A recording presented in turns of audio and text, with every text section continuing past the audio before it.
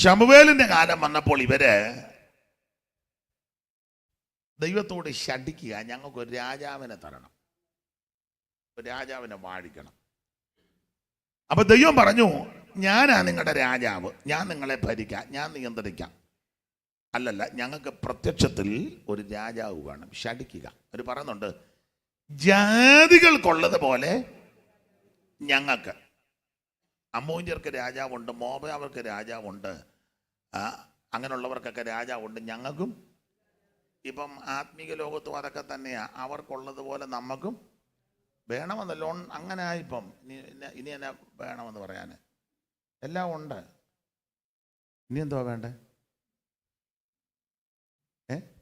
അവിടെയും കേസുണ്ട്, നമുക്കും കേസുണ്ട്. അവിടെയും മഴക്കുണ്ട്, ഇവിടെയും മഴക്കുണ്ട്. അവിടെ അടിപിടിയുണ്ട്, ഇവിടെ അടിപിടിയുണ്ട്. അവിടെ ഒരു സഭയെ കൂടുന്നവർ മിണ്ടുകയില്ല, നമ്മുടെ ഇടയിൽ ഒരു സഭയെ കൂടുന്നവർ മിണ്ടുകയില്ല. അവിടെയും ചില വീട്ടിൽ പ്രാർത്ഥന വെച്ചാൽ ചിലർ പോകുകയില്ല, ഇവിടെയും ചില വീട്ടിൽ പ്രാർത്ഥന വെച്ചാൽ ചിലർ പോകുകയില്ല. അവിടെയും ഈ സ്പർദ്ധയുള്ളവരുണ്ട്, ഇവിടെ സ്പർദ്ധയുള്ളവരുണ്ട്. അവിടെയും ചില വീട്ടിൽ ചിലർ ഭക്ഷണം കഴിക്കുകയില്ല, ഇവിടെയും ചില വീട്ടിൽ പ്രാർത്ഥന വെച്ചാൽ ചിലർ നിങ്ങൾ എന്തേലും പറ കഴിക്കുക.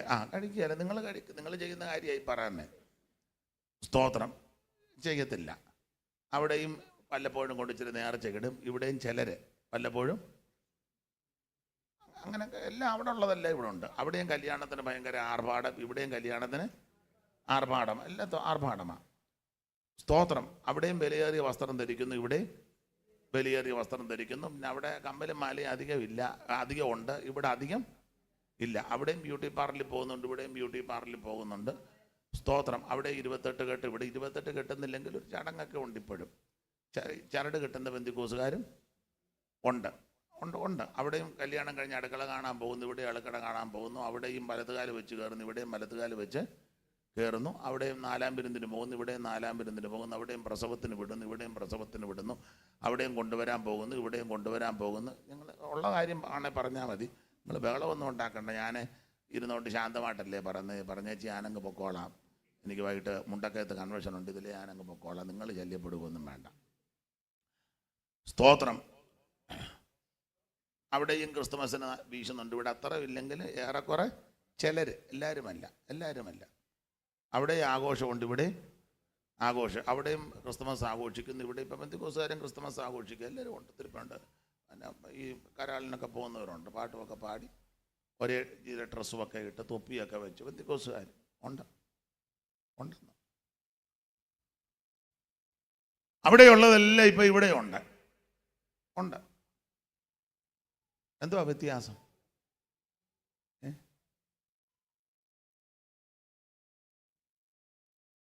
എന്നെ എല്ലാവരും 2018 വെള്ളപ്പൊക്കം പോലെ വ്യത്യാസമൊന്നുമില്ല. എല്ലാം അവിടെ ഉള്ളതെല്ലാം ഇവിടെയുണ്ട്. പണ്ട് യഹോശാഫാത്ത് ആഗാവുമായിട്ട് സംബന്ധം കൂടി രണ്ടുപേരുടെ ശാപ്പാട് കഴിഞ്ഞേച്ച് പറഞ്ഞ് നമുക്ക് ശമരിൽ രാമോത്ത് വരെ പോകാം, വരുന്നോന്ന് ചോദിച്ചു. ഉടനെ പുള്ളി പറയാം, വരുന്നോന്നോ? ഞാനും നീയും എൻ്റെ ജനവും നിൻ്റെ ജനവും ഒരുപോലെ ഇരിക്കുന്നെന്ന്. എന്താ വ്യത്യാസം? ആ 18-ാം അധ്യായത്തിൻ്റെ 3-ാം വാക്യമാണ് തോന്നുന്നു. ദിനവൃത്താന്തങ്ങളുടെ 2-ാം പുസ്തകം 18-ാം അധ്യായത്തിൻ്റെ 3-ാമത്തെ വാക്യം ഒന്ന് വായിച്ചോ പെട്ടെന്ന്.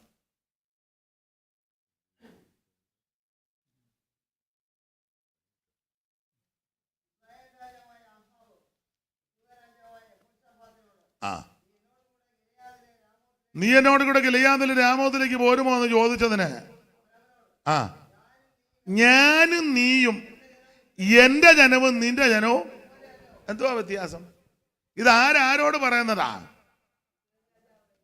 യഹോശാഫാത്ത് ആഗാവിനോട് പറയുകയാ. ആഗാവാരാന്ന്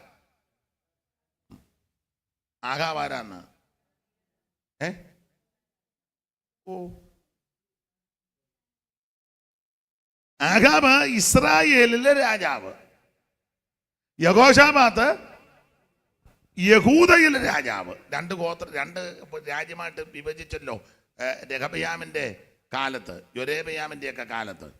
ശലോമോൻ്റെ മകൻ. വടക്കേ രാജ്യവും തെക്കേ രാജ്യവും. തെക്കേ രാജ്യമായി യഹൂദ, വടക്കേ രാജ്യമായി ഇസ്രായേൽ. അവിടെ 10 ഗോത്രം, ഇവിടെ 2 ഗോത്രം. അങ്ങനെ വടക്കും തെക്കും.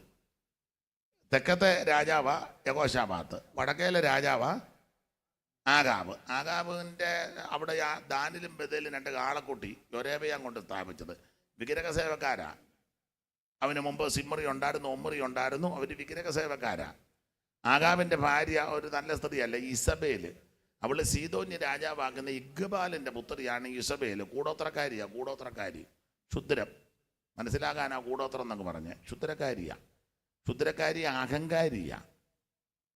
വലിയ അത് തന്നെ ഈ പെന്തിക്കോസുകാരി. ക്ഷുദ്രക്കാരി, അഹങ്കാരി. പറ. ക്ഷുദ്രക്കാരി, അഹങ്കാരി, പെന്തിക്കോസുകാരി. വെള്ളം കുടിക്കട്ടെ, നിങ്ങൾ പറ.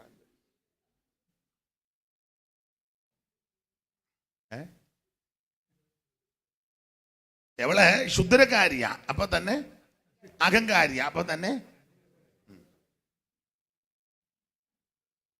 ഇസബേല്. ആ പാവം പിടിച്ചവനെ ഉപവാസ പ്രാർത്ഥന വെച്ചല്ലേ കൊന്നേ. നമ്മൾ പറയല്ലേ പ്രാർത്ഥിച്ചു കൊല്ലുവെന്ന്.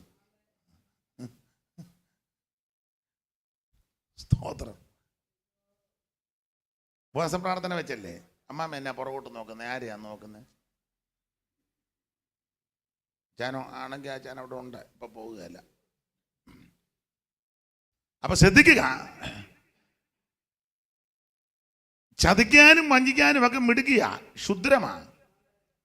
അതുകൊണ്ടല്ലോ യേഹൂ ഇസ്രായേൽ രാജ വന്നപ്പം യോരാം ചികിത്സയ്ക്ക് വന്നിട്ടുണ്ട്. യേഹൂവിനെ കണ്ടപ്പോൾ യോരാം ചോദിച്ചു, യേഹുവേ സൗഖ്യമാണോ എന്ന്. അവിടെ യേഹു പറഞ്ഞ്, എനിക്കോ? നിന്റെ അമ്മയുടെ ക്ഷുദ്രവും കൂടോത്രവും ഇത്ര കൊടികൊത്തി വാഴുമ്പോൾ എനിക്ക് സൗഖ്യം വല്ലതും ഉണ്ടോ? അന്നേരം ഈ തള്ള കണ്ണുമൊക്കെ എഴുതി പൊട്ടുമൊക്കെ തൊട്ട് മറുകുമൊക്കെ കുത്തി നോക്കി താഴോട്ട്. അപ്പോൾ ചോദിച്ചു, ആരും ഇല്ലയോടാന്ന് ചോദിച്ചു. അവിടെ 2 എണ്ണന്മാർ വന്ന് തട്ടിയിട്ടേക്കാൻ പറഞ്ഞു. താഴോട്ടിട്ടു. ക്ഷുദ്രക്കാരിയ. അവരുടെ ഭർത്താവാണ് ആഹാബ്. ഇസ്രായേലിനെ കൊണ്ട് പാപം ചെയ്യിപ്പിച്ചതിൽ പ്രധാനപ്പെട്ട പങ്ക് ആഹാബിനുമുണ്ട്. മെയിനാള് യൊരേബയാമ. അതുകൊണ്ട് ഇവരെ പറ്റിയൊക്കെ പറയുമ്പോൾ യൊരേബയാമിൻ്റെ പാപങ്ങളിൽ നടക്കാഞ്ഞത് പോരാഞ്ഞിട്ട്, ഓൾറെഡി ഉണ്ട്, അത് പോരാഞ്ഞിട്ട് പിന്നെ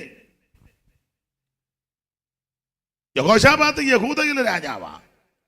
അവിടെ ദൈവാലയം, അവിടെ മഹാപുരോഹിതൻ, അവിടെ യാഗം, അവിടെ തേജസ് ഇറങ്ങുന്നിടം, ഇവിടെ പ്രമാണമുള്ള ജനം. അപ്പൊ ഈ പ്രമാണമുള്ളവൻ പ്രമാണമില്ലാത്തവൻ്റെ ഇടയ്ക്ക് ബന്ധുത കൂടി. അതുകൊണ്ട് ബന്ധുക്കാരനും കണ്ണം പറയാ, ഇപ്പൊ നമ്മൾ തമ്മിൽ എന്നാ വ്യത്യാസം?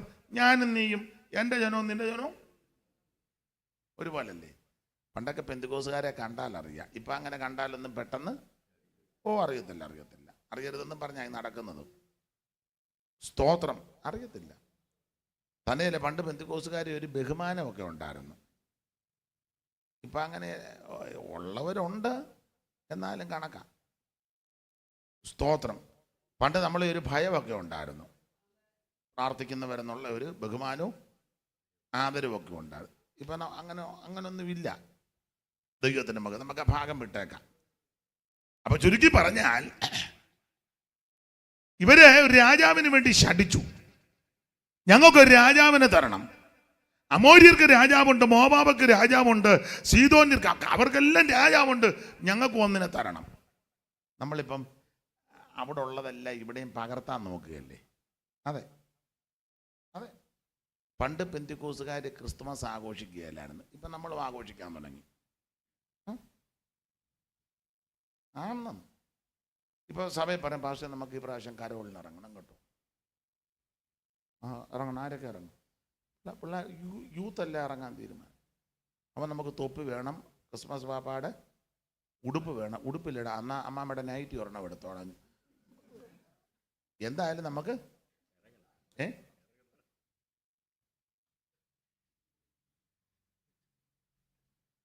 അവിടെ ഉള്ളതല്ലേ ഇപ്പം ഇവിടെ ആയെന്ന്. ഇനി എന്തോ ആകാനുള്ളേ എല്ലാം ആയി. ഇപ്പൊ ഇനി നമ്മൾ വേർപാടിൻ്റെ ഉപദേശം പറഞ്ഞാൽ ഇഷ്ടമല്ല, താല്പര്യവും ഇല്ല. അവിടെ പറയുന്നത് എന്നാന്നറിയാം, അയാൾ ഇപ്പോൾ മൂരാച്ചിയാണ്.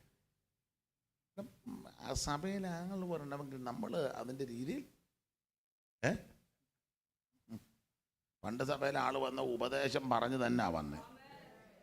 വേർപാട് ഉപദേശം കർക്കശമായി പറഞ്ഞ് അത് കേട്ട് വന്നവരാ. ഇന്നിപ്പോൾ ഇത് കേൾക്കാറായി വരുന്നത്. അതുകൊണ്ട് ഇതിനകത്ത് വന്നു കഴിയുമ്പോൾ ഇത് കേൾക്കുമ്പോൾ പിന്നെ അസ്വസ്ഥതയാണ്. വന്നു കഴിഞ്ഞത് കേൾക്കുമ്പോൾ ഇതന്നെ പുള്ളിക്ക് വിവരമില്ല കേട്ടോ, അതല്ലേ ഇപ്പം പറയാനേ. ആട്ടെ, നമുക്ക് ഭാഗം വിട്ടേക്കാം. ഇവര് രാജാവിന് വേണ്ടി ശഠിച്ചു, ഞങ്ങൾക്കൊരു രാജാവിനെ തരണം.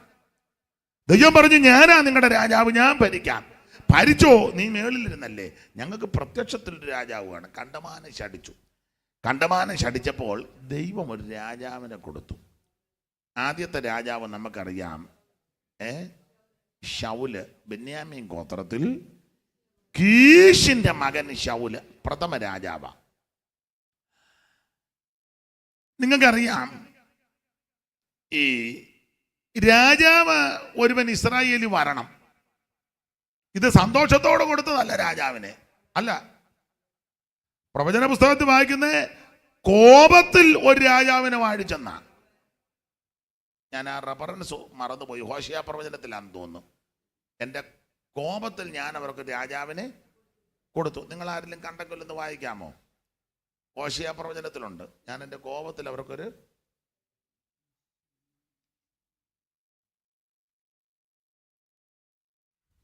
മോനെ ഈ ബൈബിളും കണ്ണാടിയും എടുത്ത്. കോപത്തിൽ അങ്ങനെ ദൈവവചനം ജീവനും ശക്തിയും. എത്രയമ്മാമേ? എടുക്കാൻ താമസിച്ചാ ഞാൻ പാട്ട് പാടിയത്. ഒന്നുകൊണ്ട് ഉറക്കെ റെഫറൻസ് ഒന്ന് പറഞ്ഞ അമ്മാമേ. ഹോശിയ പ്രവചനം 13:11 ഒന്നുകൂടെ വായിച്ചോ അമ്മാമേ.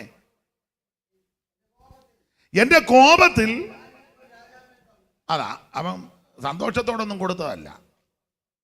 എന്റെ കോപത്തിൽ ഞാൻ അവർക്കൊരു രാജാവിനെ കൊടുത്തു. അമ്മാമ്മയുടെ പേരെന്തുവാ? ശ്രീരാമ. വചനത്തിൽ തൊട്ടോണല്ലോ. ദൈവം അനുഗ്രഹിക്കട്ടെ. ആരംഭ സമയം മുതൽ ഇവിടെ ആയിരുന്നോ കൂടിക്കൊണ്ടിരുന്നേ? അല്ല, എലന്തൂരായിരുന്നു. മുളാമ്പയ്ക്ക്. ദൈവം അനുഗ്രഹിക്കട്ടെ. ദൈവത്തിന് സ്തോത്രം. അപ്പോൾ ഇത് സന്തോഷത്തോടെ കൊടുത്തതല്ല, മനസ്സോടെ കൊടുത്തതും അല്ല. പിന്നെ എങ്ങനാ? കോപത്തോടെ. ഒരു കാര്യം പറയാം, നമുക്ക് കിട്ടിയിരിക്കുന്ന പലതും ദൈവം സന്തോഷത്തോടെ തരുന്നതല്ല.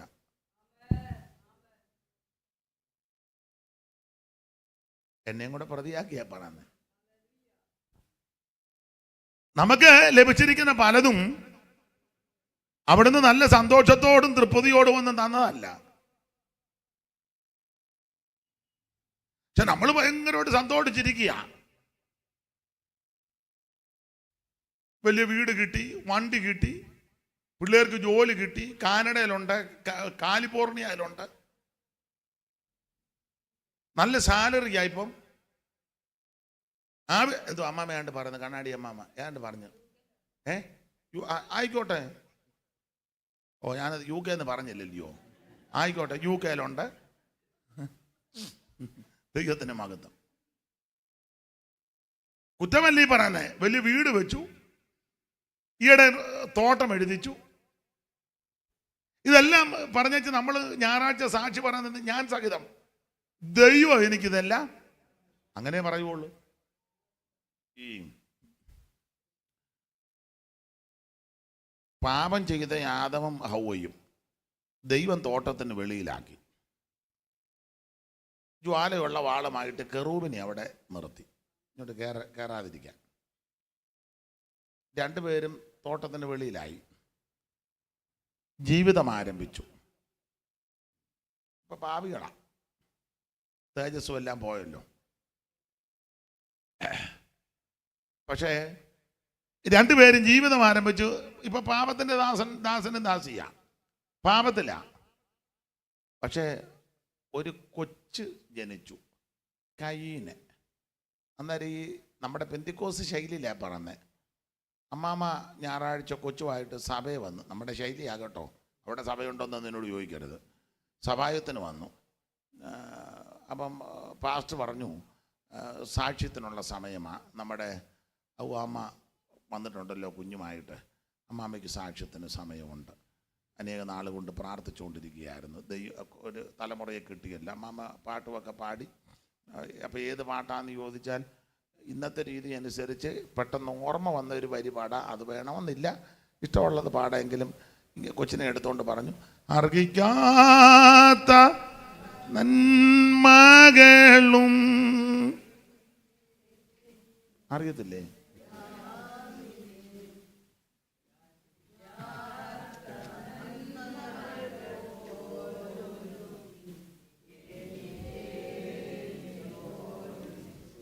മതി മതി മതി. അപ്പം ഈ കുഞ്ഞിനെ എടുത്തോണ്ട് ഹവ്വ സാക്ഷി പറയാ, ദൈവനാമത്തിന് മഹത്വം ഉണ്ടാകട്ടെ, ഞാനും അച്ചായനും തോട്ടത്തിലായിരുന്നു, എന്നാൽ ഞങ്ങളുടെ ജീവിതത്തിൽ ചില ബലഹീനതകളും വീഴ്ചകളും ഒക്കെ ഉണ്ടായി. കർത്താവിന് മഹത്വം, ഞങ്ങൾ തോട്ടത്തിൽ നിന്ന് വെളിയിൽ വരേണ്ട സാഹചര്യമൊക്കെ ഉണ്ടായി. എങ്കിലും ദൈവം ഞങ്ങളെ ഇത്രത്തോളം നടത്തി. നാളുകളായിട്ട് ഞാനും അച്ചായനും വളരെ ദൈവസന്നിധി കരഞ്ഞ കർത്താവ് ഒരു തലമുറയെ തരണമെന്ന്. പ്രിയപ്പെട്ടവരെ, ദൈവം ഞങ്ങളുടെ പ്രാർത്ഥന കേട്ടു. യഹോവയാൽ എനിക്കൊരു പുരുഷപ്രജ ലഭിച്ചെന്ന് അങ്ങനെ എഴുതിയേക്കുന്നു. വായിച്ചേ, വായിക്ക് 4:1 ഓ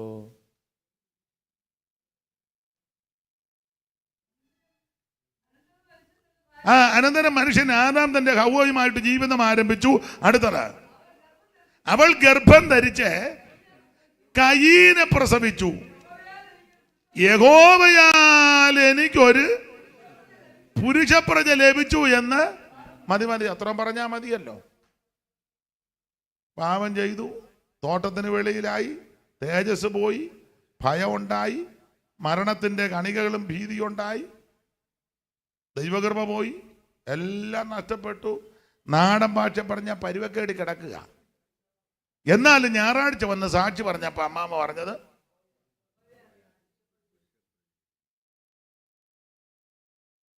ഇതിനോട് ഒന്ന് സ്ഥിരീകരിക്കാൻ യോഹന്നാന്റെ 1-ാം ലേഖനം 3:12 കൂടെ ചേർത്തു. അപ്പൊ ഒരു കാര്യം കൂടെ ബോധ്യമാകും. യോഹന്നാൻ മതി. കയീൻ ദുഷ്ടനിൽ നിന്നുള്ളവനായി. മതിയല്ലോ. അമ്മാമ്മ എന്നാ പറഞ്ഞേ? യഹോവയാൽ എനിക്കൊരു. യോഹന്നാൻ അപ്പോസ്തലൻ ലേഖനം 3:12 പറയാ കയീൻ. പക്ഷെ ഞായറാഴ്ച സമയം വന്നെന്നാ പറയാനേ?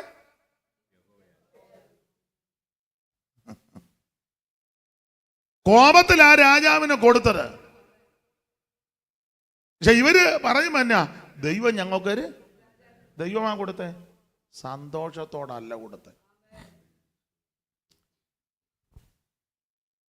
നമുക്കിതൊക്കെ കിട്ടുമ്പോ സന്തോഷമാണ്, അവിടുന്ന് സന്തോഷിക്കുന്നില്ല. തന്നെത്താൻ ശോധന ചെയ്യുന്നു. നമുക്ക് ലഭിച്ചതെല്ലാം അവിടുന്ന് സന്തോഷത്തോടെ തന്നതാണോ? തന്നെത്താൻ ശോധന ചെയ്താൽ മതി.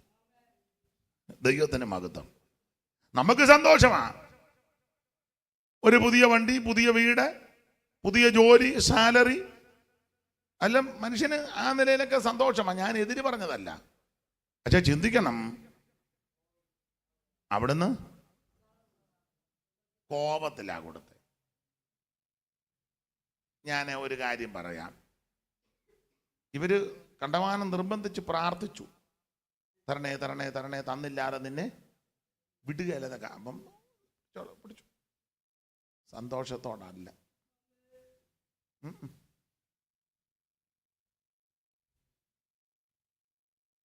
സന്തോഷത്തോടല്ല. തെളിവെന്നാ? കിട്ടിയ അന്ന് മുതൽ പ്രശ്നമല്ലേ അല്ലേ? അത് പിണങ്ങാതിരിക്കാമെങ്കിൽ 1-2 കാര്യം പറയാം. പിണങ്ങരുത്,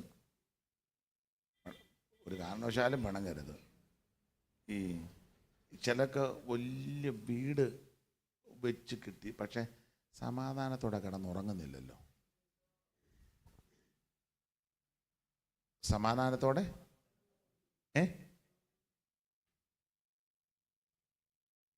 മെത്തേ കിടക്കുമ്പോർക്കും സെറ്റിയെ കിടക്കണം, സെറ്റിയെ കിടക്കുമ്പോർക്കും താഴെ കിടക്കണം, താഴെ കിടക്കുമ്പോർക്കും കസേരയിലൊന്ന്.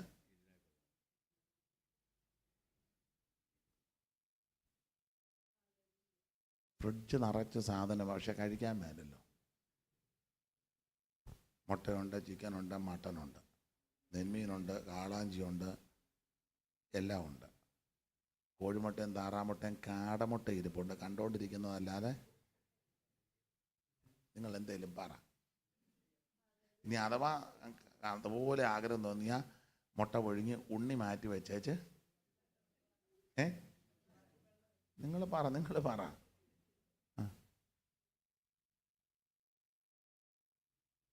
പുഞ്ചപ്പാടം 10 ഏക്കറുണ്ട്, 100 പറ കണ്ടമുണ്ട്, പക്ഷേ കുത്തരിക്കഞ്ഞി കുടിക്കാൻ മേല. ഗുജറാത്തിൽ നിന്ന് ഗോതമ്പ് വരണം, അതും എണ്ണ ചേർക്കാതെ 2 ചപ്പാത്തി. മനസ്സിലാകുന്നുണ്ടല്ലോ?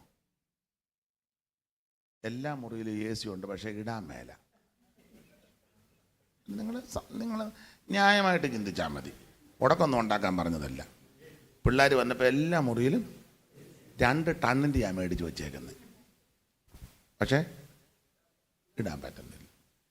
എമ്മമ്പോമിൻ്റെ 2 അള്ളപ്പിൻ്റെ മെത്തയുണ്ട്, എല്ലാം ഭിത്തിയുടെ അവിടെ ചാരി വെച്ചേച്ച് വൈദ്യുതി പറഞ്ഞത് കാഞ്ഞിരപ്പലകയുടെ കട്ടിലേൽ തലകണ വെക്കാതെ ഇടയ്ക്കിടയ്ക്ക് നോക്കും മെത്തയോടെ ഉണ്ടോന്ന്. ചിരിച്ചു കളയാൻ പറഞ്ഞതല്ല, ന്യായമായിട്ട് കോപത്തിൽ കൊടുത്തതാണ്. എവിടാ വീട്? പുളുക്കീട്, പക്ഷെ പഞ്ചസാര ഇട്ട കാപ്പി. വീട് പുളുക്കീടാന്ന് പറഞ്ഞിട്ട് വല്ല കാര്യമുണ്ടോ?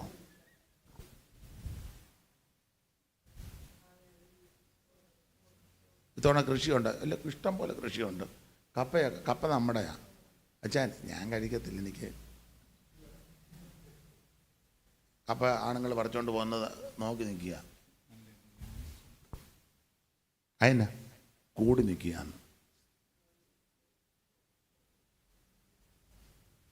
മനസ്സിലാകുന്നുണ്ടോ? വില കൂടിയ വണ്ടിയാണ് മുറ്റത്ത് കിടക്കുന്നത്. പിന്നെ എനിക്ക് പേരെല്ലാം അറിയാൻ പറ്റില്ല. ഓടിയും BMW, പിന്നെ നാളെ ഷൂപ്പാസ് പറഞ്ഞത് ജാഗ്വാറോ അങ്ങനെ കണ്ടൊരു പേരുണ്ട്. ഇത് വണ്ടിയാണെന്നറിയാം, എൻ്റെ പേരൊന്നും പേരറിയാം. പക്ഷേ അത് തന്നെ എടുത്തുകൊണ്ടൊന്ന് പോകാനോ അതിനകത്ത് യാത്ര ചെയ്യാനോ ഇരിക്കാനോ ഇങ്ങനെ പോകുന്നത്. അത് ആരെങ്കിലും വന്ന് വേണം പിടിച്ച് മുറ്റത്ത് ഇതുണ്ടെന്ന് പറഞ്ഞിട്ട്. സ്തോത്രം, സ്തോത്രം. പക്ഷേ മേളിൽ 5 മുറിയുണ്ട്, താഴെ 2 ബെഡ്റൂമുണ്ട്. ഇന്ന് വരെ നീ മേളിൽ കയറിയിട്ടില്ലല്ലോ. വേലക്കാരി അടിയടാന്ന് കയറി ഇറങ്ങി അല്ലേ? നമ്മുടെ മോളി എല്ലാം തൂത്ത് വച്ചമ്മേ. ആട്ടെ. ഇങ്ങനെ ഇരുന്ന് പെടൽ വെട്ടിക്കുന്നതല്ലാതെ മേളിലോട്ട് കയറുന്നുണ്ടോ? അവൾ അടിയടാന്ന് അവൾക്ക് ഒരു നില പോലും ഇല്ല. എന്നോടൊരു അമ്മ പറഞ്ഞതാ, ഞാൻ മേളിൽ കയറിയിട്ട് 8 കൊല്ലം കഴിഞ്ഞെന്ന്. 8 കൊല്ലം കഴിഞ്ഞു. അവിടെ എന്നതൊക്കെയാന്ന് പോലും ഞാൻ. എങ്ങനുണ്ട്? നമുക്ക് ആ വിഷയം വിട്ടേക്കാൻ. ചിലരുടെ മുഖഭാവം മാറുന്നു. കണ്ടമാനം ശടിച്ച് പിടിച്ച് മേടിച്ചതാ രാജാവിനെ തരാൻ. ദൈവം തമ്പുരാൻ സന്തോഷത്തോടെ കൊടുത്തതല്ല, കോപത്തിൽ കൊടുത്തതാ. ഞാനൊരു കാര്യം പറയാം. ഒരു 2:30 വിളിക്കാൻ പറ. 2:30 കഴിഞ്ഞു.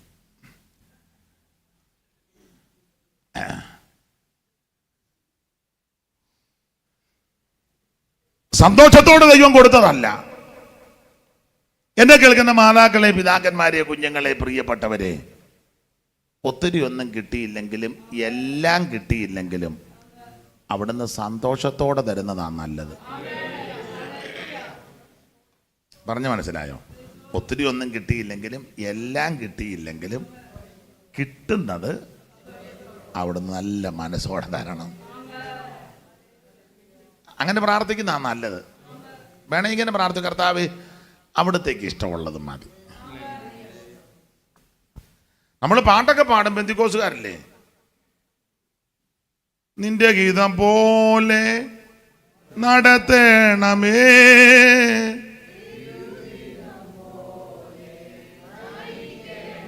അപ്പൊ എന്റെ ഗീതം പോലെ നടത്തരുത്, നിന്റെ ഗീതം പോലെ നടത്തണം. പക്ഷെ അങ്ങനെ ആന്നോ? പാട്ട് നല്ലതാ, വേറെ ഒത്തിരി പാട്ടുണ്ട്. എൻ ദൈവമേ. മതി മതി മതി. ഞാൻ എന്നെയും കൂടെ പ്രതിയാക്കിയാ പറയുന്നത്. അവിടുത്തെ ഇഷ്ടം പോലെ ആന്നോ? അവിടുത്തെ ഹിതം പോലെ ആന്നോ? ദൈവത്തിൻ്റെ മഹത്വം. നമുക്ക് മുന്നോട്ട് പോകാം. കോപത്തിലായി ദൈവം രാജാവിനെ കൊടുത്തത് ഇസ്രായേലിലെ പ്രഥമ രാജാവായ ശൗല്. ഇനി ഇസ്രായേലിന്റെ ചരിത്രം പഠിക്കുമ്പോൾ 12 മക്കളാണല്ലോ യാക്കോബിന്. രൂബേൻ, ശിമിയോൻ, ഗാദ്, രൂബേൻ, ശിമിയോൻ, ലേവി, യഹൂദ.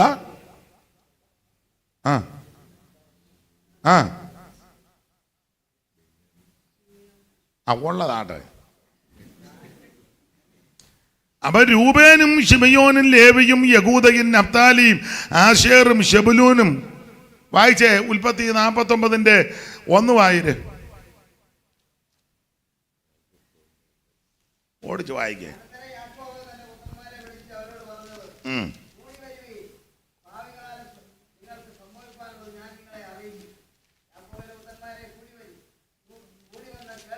അടുത്തത് രൂബേൻ രൂബേൻ രൂബേൻ 5-ാം വാക്യം. ശിമയോനും ലേവിയും 8-ാം വാക്യം. യഹൂദ 13, 14, 19, 17, 19. ഗാദ് 20, ആശേർ 21, നഫ്താലി 22, 27, ബെന്യാമിൻ. ആയല്ലോ 12 എണ്ണം.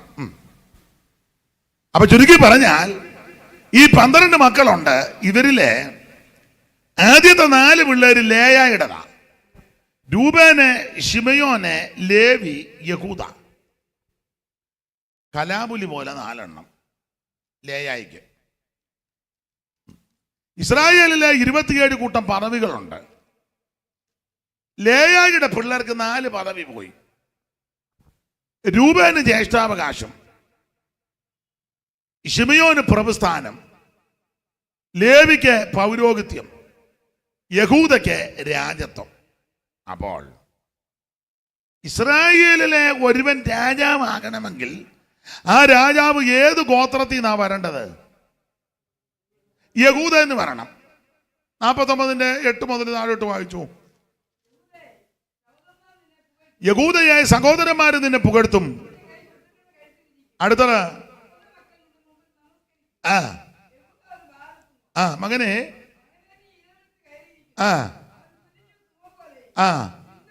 പതുങ്ങി കിടക്കുന്ന. അടുത്തത് ആരവനെ എഴുന്നേൽപ്പിക്കും? അവകാശമുള്ളവൻ വരുവോളം ചെങ്കോല് യഹൂദയിൽ നിന്നും രാജതമന്റെ കാലുകടയിടയിൽ നിന്നും. അപ്പൊ ഈ വാക്യം വ്യാഖ്യാനിക്കുമ്പോൾ രാജാക്കന്മാര് വരേണ്ടത് യഹൂദയിൽ നിന്നാണ്. രാജാവാകുന്ന കർത്താവും യഹൂദയിൽ നിന്ന്, യഹൂദയിൽ നിന്നല്ലോ ഉദിച്ചത്. അപ്പോൾ രാജാക്കന്മാര് വരേണ്ടത് യഹൂദ ഗോത്രത്തിൽ നിന്നാണ്. രാജാവിനെ വാഴിക്കേണ്ടത് യഹൂദ ഗോത്രത്തിൽ നിന്നാണ്. അതാ പ്രമാണം. പക്ഷേ ആദ്യത്തെ രാജാവ് ഏത് ഗോത്രത്തിൽ നിന്നാണ്? ബെന്യാമീൻ ഗോത്രത്തിൽ നിന്നാണ്. അതന്നെ യഹൂദയിൽ നിന്ന് വരാഞ്ഞേ. നിങ്ങൾക്ക് വചനമൊക്കെ തൊട്ട് നിങ്ങൾക്ക് വചനമൊക്കെ അറിയാം. കുമ്പഴക്കാരത്ര മോശമൊന്നുമല്ല. സ്തോത്രം. യഹൂദയിൽ നിന്ന് ആ രാജാവ് വരേണ്ടത്. പക്ഷേ യഹൂദയിൽ നിന്ന് രാജാവ് വന്നില്ല. ഏത് ഗോത്രത്തിൽ നിന്ന് വന്നു? ബെന്യാമീൻ നിന്ന് ആദ്യം വന്നത്.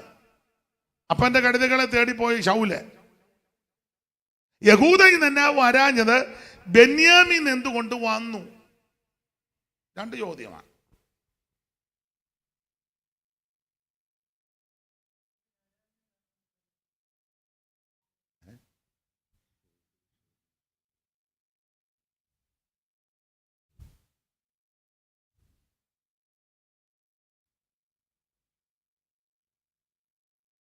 അവിടെ തന്നെ വന്ന് ഇവിടെ തന്നെ വരാഞ്ഞത് താൻ തന്നെ പറയണം. ഞങ്ങളിവിടെ വെറുതെ ഇരിക്കുകയായിരുന്നു.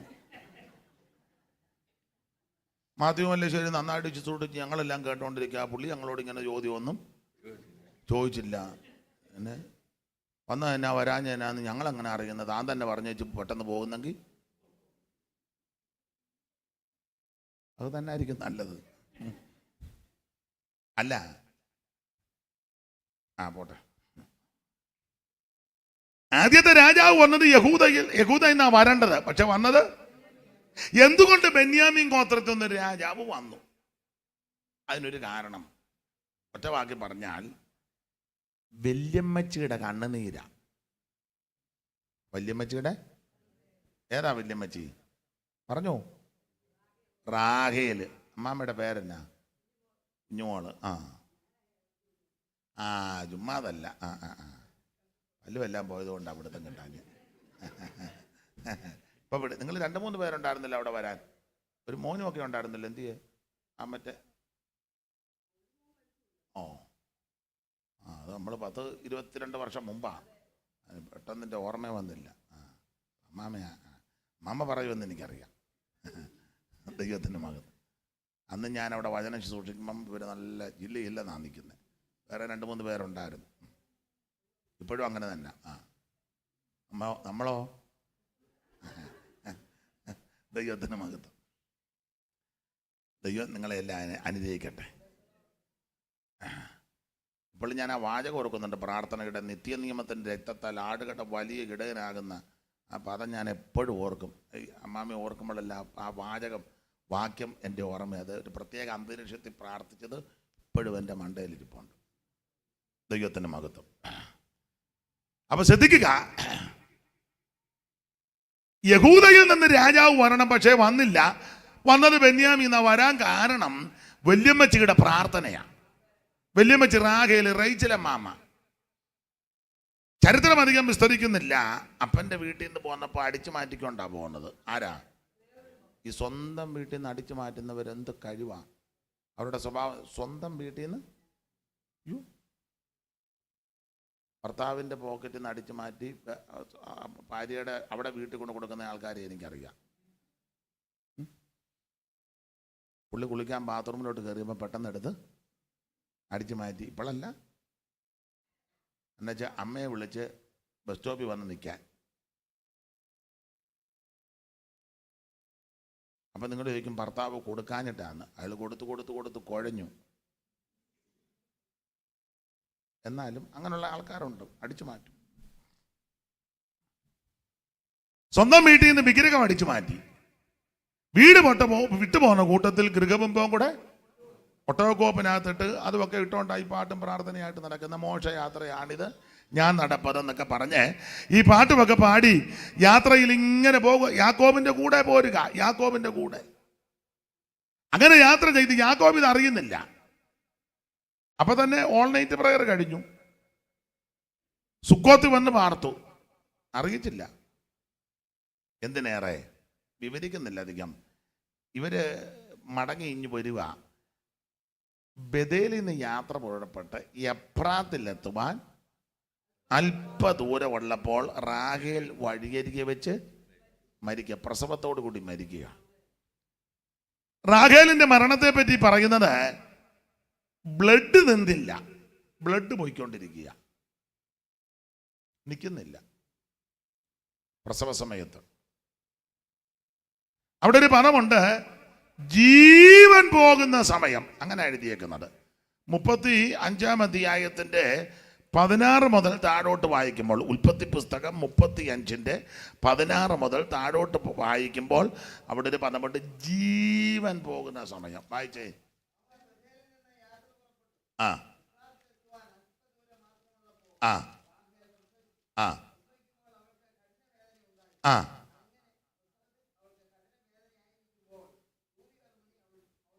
ആ ആ ആ ജീവൻ പോകുന്ന സമയം. കണ്ടോ? മതി മതി മതി മതി. ജീവൻ പോകുന്ന, ആ ജീവൻ പോകുക എന്ന് പറഞ്ഞാൽ ബ്ലഡ് പോയിക്കൊണ്ടിരിക്കുക. കാരണം ജീവൻ രക്തത്തില, ജീവൻ രക്തത്തില, ബ്ലഡ് പോയിക്കൊണ്ടിരിക്കുക. കഠിന വേദന, അങ്ങനൊരു പദമുണ്ട്. എന്ന് പറഞ്ഞാൽ ബ്ലഡ് നിൽക്കുന്നില്ല. ഇത് യാദൃച്ഛികമാണെന്ന് തോന്നും. അല്ല, പണ്ട് അപ്പൻ കൂടാരത്തിൽ വന്ന് പരിശോധിക്കാൻ നേരത്ത് ഇവള് പറഞ്ഞൊരു പദമുണ്ട്, എനിക്ക് എഴുന്നേൽപ്പാൻ പാടില്ല. അപ്പൻ അങ്ങ് പോയി. എഴുന്നേൽപ്പാൻ പാടില്ല. അപ്പൻ പോയി. ഭർത്താവിനെ കളിപ്പിച്ചു, പിള്ളേരെ കളിപ്പിച്ചു, അപ്പനെ കളിപ്പിച്ച്, എല്ലാവരെയും കളിപ്പിച്ച് മിടുക്കിയായിട്ടിരിക്കുക, ബഹുമിടുക്കുക. അതൊക്കെ കഴിഞ്ഞ് അപ്പം പോയി. എല്ലാം പോയപ്പം വേണേ ശിങ്കിടികൾ ചോദിച്ചു, എന്നാലും അമ്മാമ്മയുടെ കഴിവ് അസാധ്യം. നമ്മൾ പറഞ്ഞു അമ്മാമ്മയെ പോലെ കഴിവുള്ള ഒരു അമ്മാമ്മ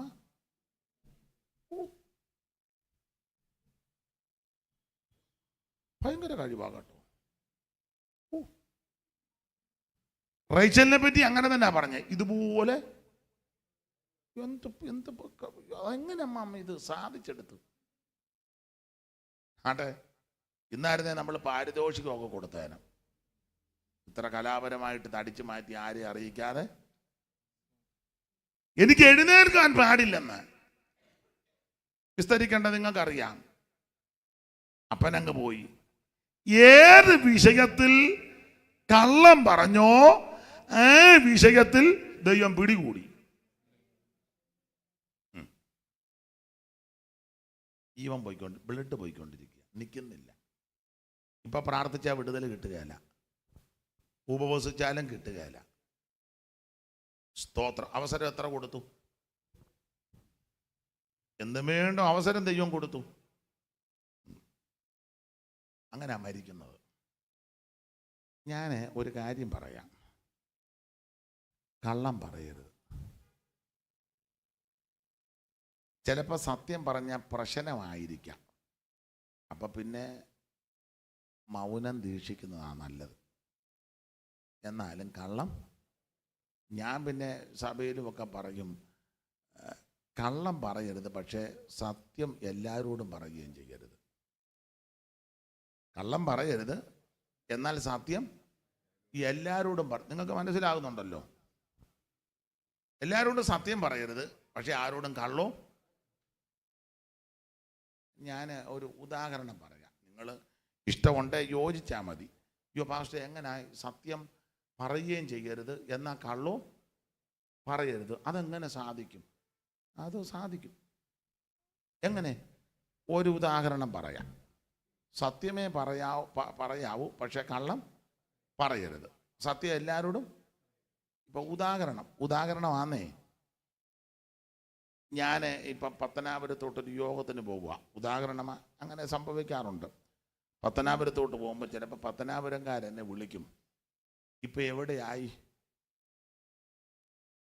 അപ്പം ഞാൻ കോന്നി കഴിഞ്ഞായിരിക്കും, എങ്കിലും ഞാൻ കോന്നി കഴിഞ്ഞെന്ന് പറയുകയില്ല.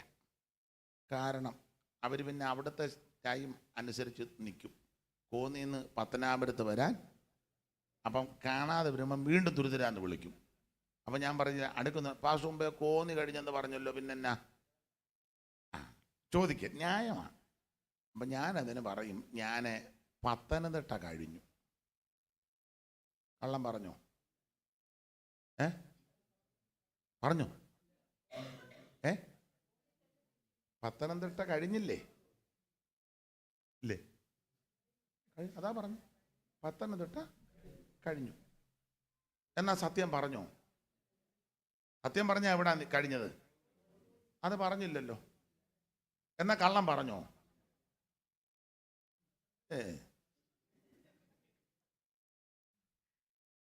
കള്ളം പറഞ്ഞില്ല. പത്തനംതിട്ട കഴിഞ്ഞു. അടുക്കുന്നൊന്നും പറയുകയല്ല, പത്തനംതിട്ട കഴിഞ്ഞെന്നേ പറഞ്ഞോളൂ. ഉദാഹരണമാണ്. പത്തനംതിട്ട കഴിഞ്ഞല്ലേ കോന്നി. അപ്പൊ എന്ന് പറഞ്ഞാൽ ചില സന്ദർഭത്തിൽ നമ്മൾ സത്യം പറഞ്ഞാൽ പ്രശ്നമാണ്, എന്നാൽ കള്ളം പറയുകയും ചെയ്യരുത്. കള്ളം പറയരുത്. അപ്പൻ വന്നപ്പോൾ ഇവള് പറഞ്ഞു എനിക്ക് എഴുന്നേക്കാൻ പാടില്ല, കള്ളം പറഞ്ഞു. അന്നേരം ശരീരത്തിന് ഒരു കുഴപ്പവും ഇല്ല. പക്ഷേ ഒടുവിൽ ദൈവം പിടികൂടി. ഏത് വിഷയത്തിൽ കള്ളം പറഞ്ഞോ ആ വിഷയത്തിൽ പിടുത്തം വീണു. നമ്മൾ ചിലരോട് ചോദിക്കും, എന്നാ യോഗത്തിന് വരാഞ്ഞേ? തലവേദനയായിരുന്നു മാസ്റ്റർ. ഒരു കുഴപ്പവും ഇല്ല, രക്ഷപ്പെടാൻ പറഞ്ഞ സൂക്ഷം നിനക്ക് തലവേദന വരും. പ്രാർത്ഥിച്ചാലോട്ട് വിടുതലും ഉണ്ടാകുകയില്ല.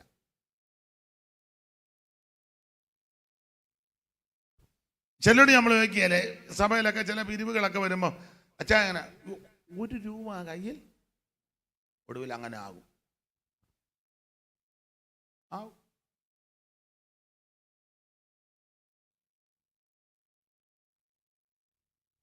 സ്തോത്രം. പേടിക്കാൻ പറഞ്ഞൊന്നുമല്ല, പരമാർത്ഥം. ഉടനെ മുഖം ഒന്നും അല്ലാതാകുന്നു. പേടിക്കാൻ പറഞ്ഞതല്ല. ഏത് വിഷയത്തിൽ കള്ളം പറഞ്ഞു ആ വിഷയത്തിൽ ദൈവം പിടികൂടി. ഏതായാലും വിട്ടേക്കാം, ജീവൻ പോവുക, കഠിന വേദന. അപ്പോൾ ഇവക്കൊരു കാര്യം ബോധ്യപ്പെട്ടു, മരിക്കാൻ പോവുക, രക്ഷയില്ല. കുഞ്ഞിനെ പ്രസവിച്ച് ബെനോനിന്ന് പേരിട്ടു. ജീവൻ പോവുക, മരിക്കുമെന്ന് ഉറപ്പായി. അപ്പോൾ ഇവള് ഇരമ്യാ പ്രവചനത്തിൽ ഇങ്ങനെയാണ് വായിക്കുന്നത്, റാഹേൽ തൻ്റെ മക്കളെ ചൊല്ലി കരയുന്നു. അവിടെ ഒരു പദമുണ്ട്, അവർക്കില്ലായികയാൽ. അവർക്കില്ല എന്ന് പറഞ്ഞാൽ നല്ല പദവിയെല്ലാം ലേയായുടെ പിള്ളേർക്ക് പോയി. ജ്യേഷ്ഠാവകാശം, പ്രഭുസ്ഥാനം, രാജത്വം, പൗരോഹിത്യം ഇതെല്ലാം ലേയായുടെ പിള്ളേർക്ക് പോയി.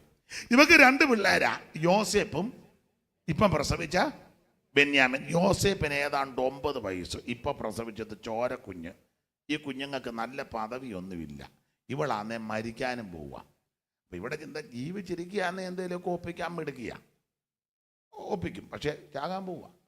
കൊച്ചുങ്ങൾക്ക് നല്ല പദവിയില്ല. അപ്പം ചരിത്രം പറയുന്നത്, ഈ ജീവൻ പോകുന്ന സമയത്ത് ഇവള് ജീവിതത്തിൽ വന്നുപോയ അപാകതകളും ന്യൂനതകളും പാപങ്ങളും പോരായ്മകളും ദൈവത്തോട് ഏറ്റു പറഞ്ഞു.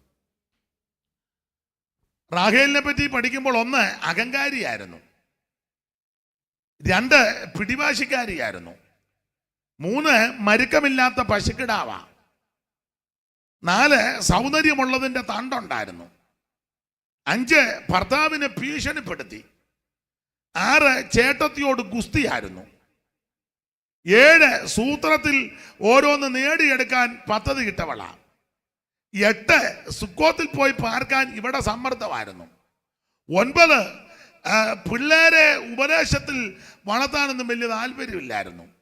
വാക്യങ്ങളും ചരിത്രവും ഒത്തിരി തെളിയിക്കാം. സ്തോത്രം. 10 ആരോടും വലിയ പ്രതിബദ്ധതയൊന്നുമില്ല. 10 കൂട്ടം കാര്യമാണ്. അതിനെല്ലാം താങ്ങു കൊടുക്കുന്ന വാക്യവും ചരിത്രവും പറഞ്ഞാൽ പ്രസംഗിക്കേണ്ടത്. ഇന്ന് അതിന് മുതിരുന്നില്ല. 10 കൂട്ടം കാര്യം. റൈച്ചൽ ആന്റിയുടെ ഒരു കാര്യം തെളിയിക്കാം. 2.5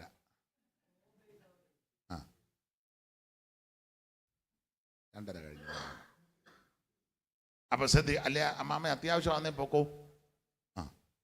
അപ്പൊ ശ്രദ്ധിക്കണേ, ഞാൻ പെട്ടെന്ന് നിർത്താം. 2.5 അങ്ങ് പറഞ്ഞതേ ഉള്ളൂ, പെട്ടെന്ന് നിർത്താം. ഒരു 1.5 നിർത്തട്ടെ.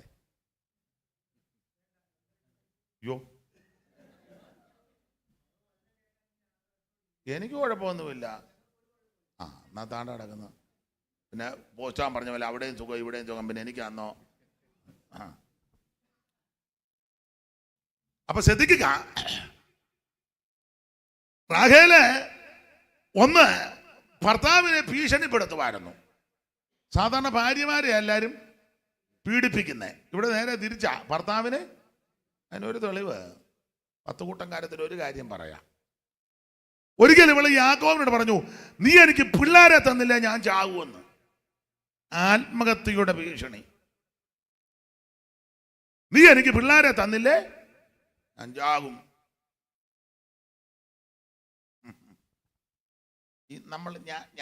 ഞാൻ പേടിച്ചാ പറയുന്നത് കേട്ടോ. എന്നെയും കൂടെ പ്രതിയാ. നമ്മൾ പറയുന്ന ഓരോ വാക്കും ശ്രദ്ധിച്ചോണേ. ദൈവസന്നിധിയില മലാക്കി വായിക്കുന്ന അന്ന് യഹോവ ഭക്തന്മാർ തമ്മിൽ എല്ലാം ശ്രദ്ധിച്ചോണം. എല്ലാം അളന്ന് സൂക്ഷിച്ച് ചിന്തിച്ച് ആലോചിച്ച് വേണം സംസാരിക്കാൻ.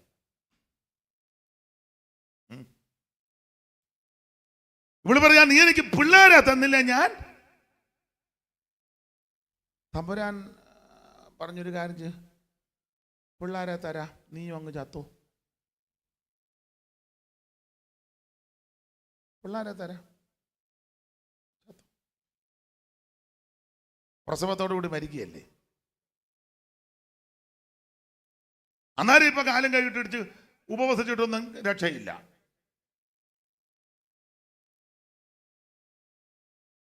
ഇപ്പൊ നമ്മൾ ചിന്തിക്കുമോ, എൻ്റെ ദൈവമേ ആ സഹോദരി പ്രസവത്തോടു കൂടി കഷ്ടം.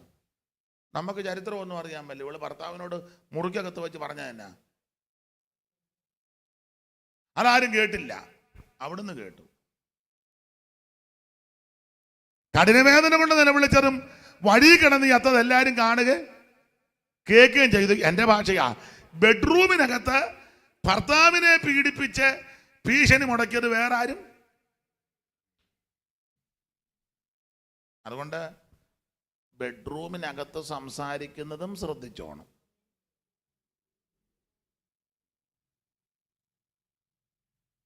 ബെഡ്റൂമിനകത്ത് പറയുന്നത് തന്നെ ഞാൻ ശരിയാക്കുന്നുണ്ട്, എൻ്റെ തനിസ്വരം തനിക്ക് അറിയത്തില്ല, ഞാൻ പോട്ടെന്ന് വെച്ച് ഞാൻ അതായത് വിശ്വാസികളുടെ പാസ്റ്റർമാർ ചെന്ന ഉടനെ നല്ല സോപ്പ് പ്രൈസ്ലാണ് പാസ്റ്റർ സ്തോത്രം അല്ലേ അച്ഛനകത്തുണ്ട് 5 മിനിറ്റ് മുന്നേ അകത്തന്നെയായിരുന്നു. അത് വന്നവരാരും അറിഞ്ഞില്ല. പക്ഷെ അത് കണ്ട ഒരുത്തൻ ഉയരത്തിലുണ്ട്. ഞാൻ പറയുന്ന കാര്യം മനസ്സിലാകുന്നുണ്ടോ? എന്നെ പിന്നെ തുറച്ചു നോക്കുന്നത്. സഹോദരന്മാരും അങ്ങനെ ആയിരിക്കണം.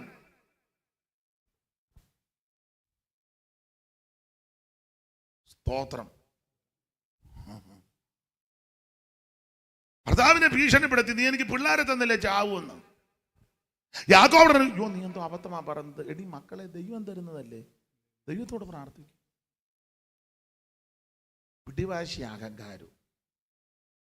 എന്തായാലും മരണസമയത്ത് ഇതെല്ലാം ഏറ്റു പറഞ്ഞു, കർത്താവേ ക്ഷമിക്കണം, ഞാൻ മരിക്കാൻ പോവാ, എൻ്റെ കുഞ്ഞുങ്ങൾക്ക് അവകാശമൊന്നുമില്ല, കുഞ്ഞുങ്ങൾ നശിക്കരുത്, എന്നോട് പൊറുക്കണം, എന്നോട് മാപ്പാക്കണം. ഞാൻ ഒത്തിരി വിഷയങ്ങളിൽ അപാകതയുണ്ട്, ഭർത്താവിനെ ഉപദ്രവിച്ചിട്ടുണ്ട്, പീഡിപ്പിച്ചിട്ടുണ്ട്, ഭീഷണിപ്പെടുത്തി, അഹങ്കാരം ഉണ്ടായിരുന്നു, നിഗളം ഉണ്ടായിരുന്നു, മരുക്കമില്ലാത്ത പശുക്കിടാവ, ചേട്ടത്തിയോട് ഗുസ്തി നടത്തിയിട്ടുണ്ട്, ഒത്തിരി തെറ്റുകളുണ്ട്. ചാകാൻ പോവാ, ക്ഷമിക്കണം, മനഃപൂർവ്വമായിട്ട് ക്ഷമിക്കണം, എൻ്റെ കുഞ്ഞുങ്ങളെ കൈവിടരുത്. മൂത്തവന് 9 വയസ്സ്, ഇതാണ്ട് ചോരക്കുഞ്ഞ, ഞാൻ ചാകാൻ പോവാ, തള്ളിക്കളയരുത്. അന്നേരം യിരെമ്യാ പ്രവാചകൻ കൊടുത്തിരിക്കുന്ന പദം ഇങ്ങനെ, കരയാതെ കണ്ണുനീരടക്ക്, ഒരു പ്രതിഫലമുണ്ട്. അങ്ങനെ യിരെമ്യാവിൽ വായിക്കുന്നത്, കരയാതെ നിന്റെ കണ്ണുനീര് അടക്കിക്കൊള്ള, നിന്റെ പ്രവൃത്തിക്കും പ്രയത്നത്തിനും ഒരു പ്രതിഫലം ഉണ്ട്. ദൈവത്തിന് മഹത്വം. അതുകൊണ്ട് അവള് മരിച്ചു വഴിയരികെ അടക്കിയെങ്കിലും ഈ പ്രാർത്ഥന സ്വർഗം അങ്ങ് കേട്ടു. അത് മുദ്ര വെച്ച് ദൈവം. അതുകൊണ്ടാ ബെന്യാമിൻ ഗോത്രത്തിൽ നിന്ന് ഒരുത്തനെ ആദ്യം രാജാവാക്കി കൊണ്ടുവന്ന്. അതുകൊണ്ട് ഞാനൊരു കാര്യം പറയാം, കരയുന്ന മാതാക്കളുടെ കണ്ണുനീര് ദൈവം തുരുത്തിയിലാക്കി വയ്ക്കും. നിങ്ങളുടെ കുഞ്ഞുങ്ങൾക്ക് വേണ്ടി നിങ്ങൾ ആരും അറിയാതെ രാത്രിയിലും രാവിലെയും അവസരം കിട്ടുമ്പോഴൊക്കെ ഞരങ്ങി കരഞ്ഞ് പ്രാർത്ഥിക്കുന്നവർ ഇതിനകത്ത് ഇരിപ്പുണ്ട്. നിങ്ങളുടെ തലമുറ നശിക്കത്തില്ല, നിങ്ങളുടെ തലമുറ നഷ്ടപ്പെട്ടു പോകത്തില്ല. നിന്റെ സന്തതിയെ ഉയർത്തുന്ന ആദരിക്കുന്നൊരു ദൈവമുണ്ട്. ഹല്ലേലൂയ. യഹോവ തരുന്ന അവകാശവും ഉദരബലം ദൈവം തരുന്ന പ്രതിഫലമാ. സന്തതി അധപ്പതിക്കുവാൻ നശിച്ചു പോകാൻ ദൈവം അനുവദിക്കത്തില്ല. നിങ്ങളുടെ തലമുറകളെ ഉയർത്തുന്ന ഒരു ദൈവമുണ്ട്. പിന്നെ ഒരു കാര്യം, വാക്കുകളൊക്കെ വളരെ ശ്രദ്ധിച്ചോണം. ഒത്തിരിയൊന്നും വർത്താനം പറഞ്ഞില്ലേലും പറയുന്നത് വളരെ സൂക്ഷിച്ചും ശ്രദ്ധിച്ചും വേണം. ദൈവത്തിന്റെ മഹത്വം. അപ്പോൾ അതുകൊണ്ട് ബെന്യാമിൻ ഗോത്രത്തിൽ നിന്ന് ഒരുത്തനെ രാജാവാക്കി. യഹൂദയിൽ നിന്ന് വരേണ്ടത്, പക്ഷേ യഹൂദയിൽ നിന്ന് വന്നില്ല. യഹൂദയിൽ നിന്ന് തന്നെ വരാഞ്ഞ്. യഹൂദയിൽ നിന്ന് വരാഞ്ഞതിന്റെ കാര്യം, യഹൂദ ഗോത്രത്തെ കൗലടയൻ കയറി.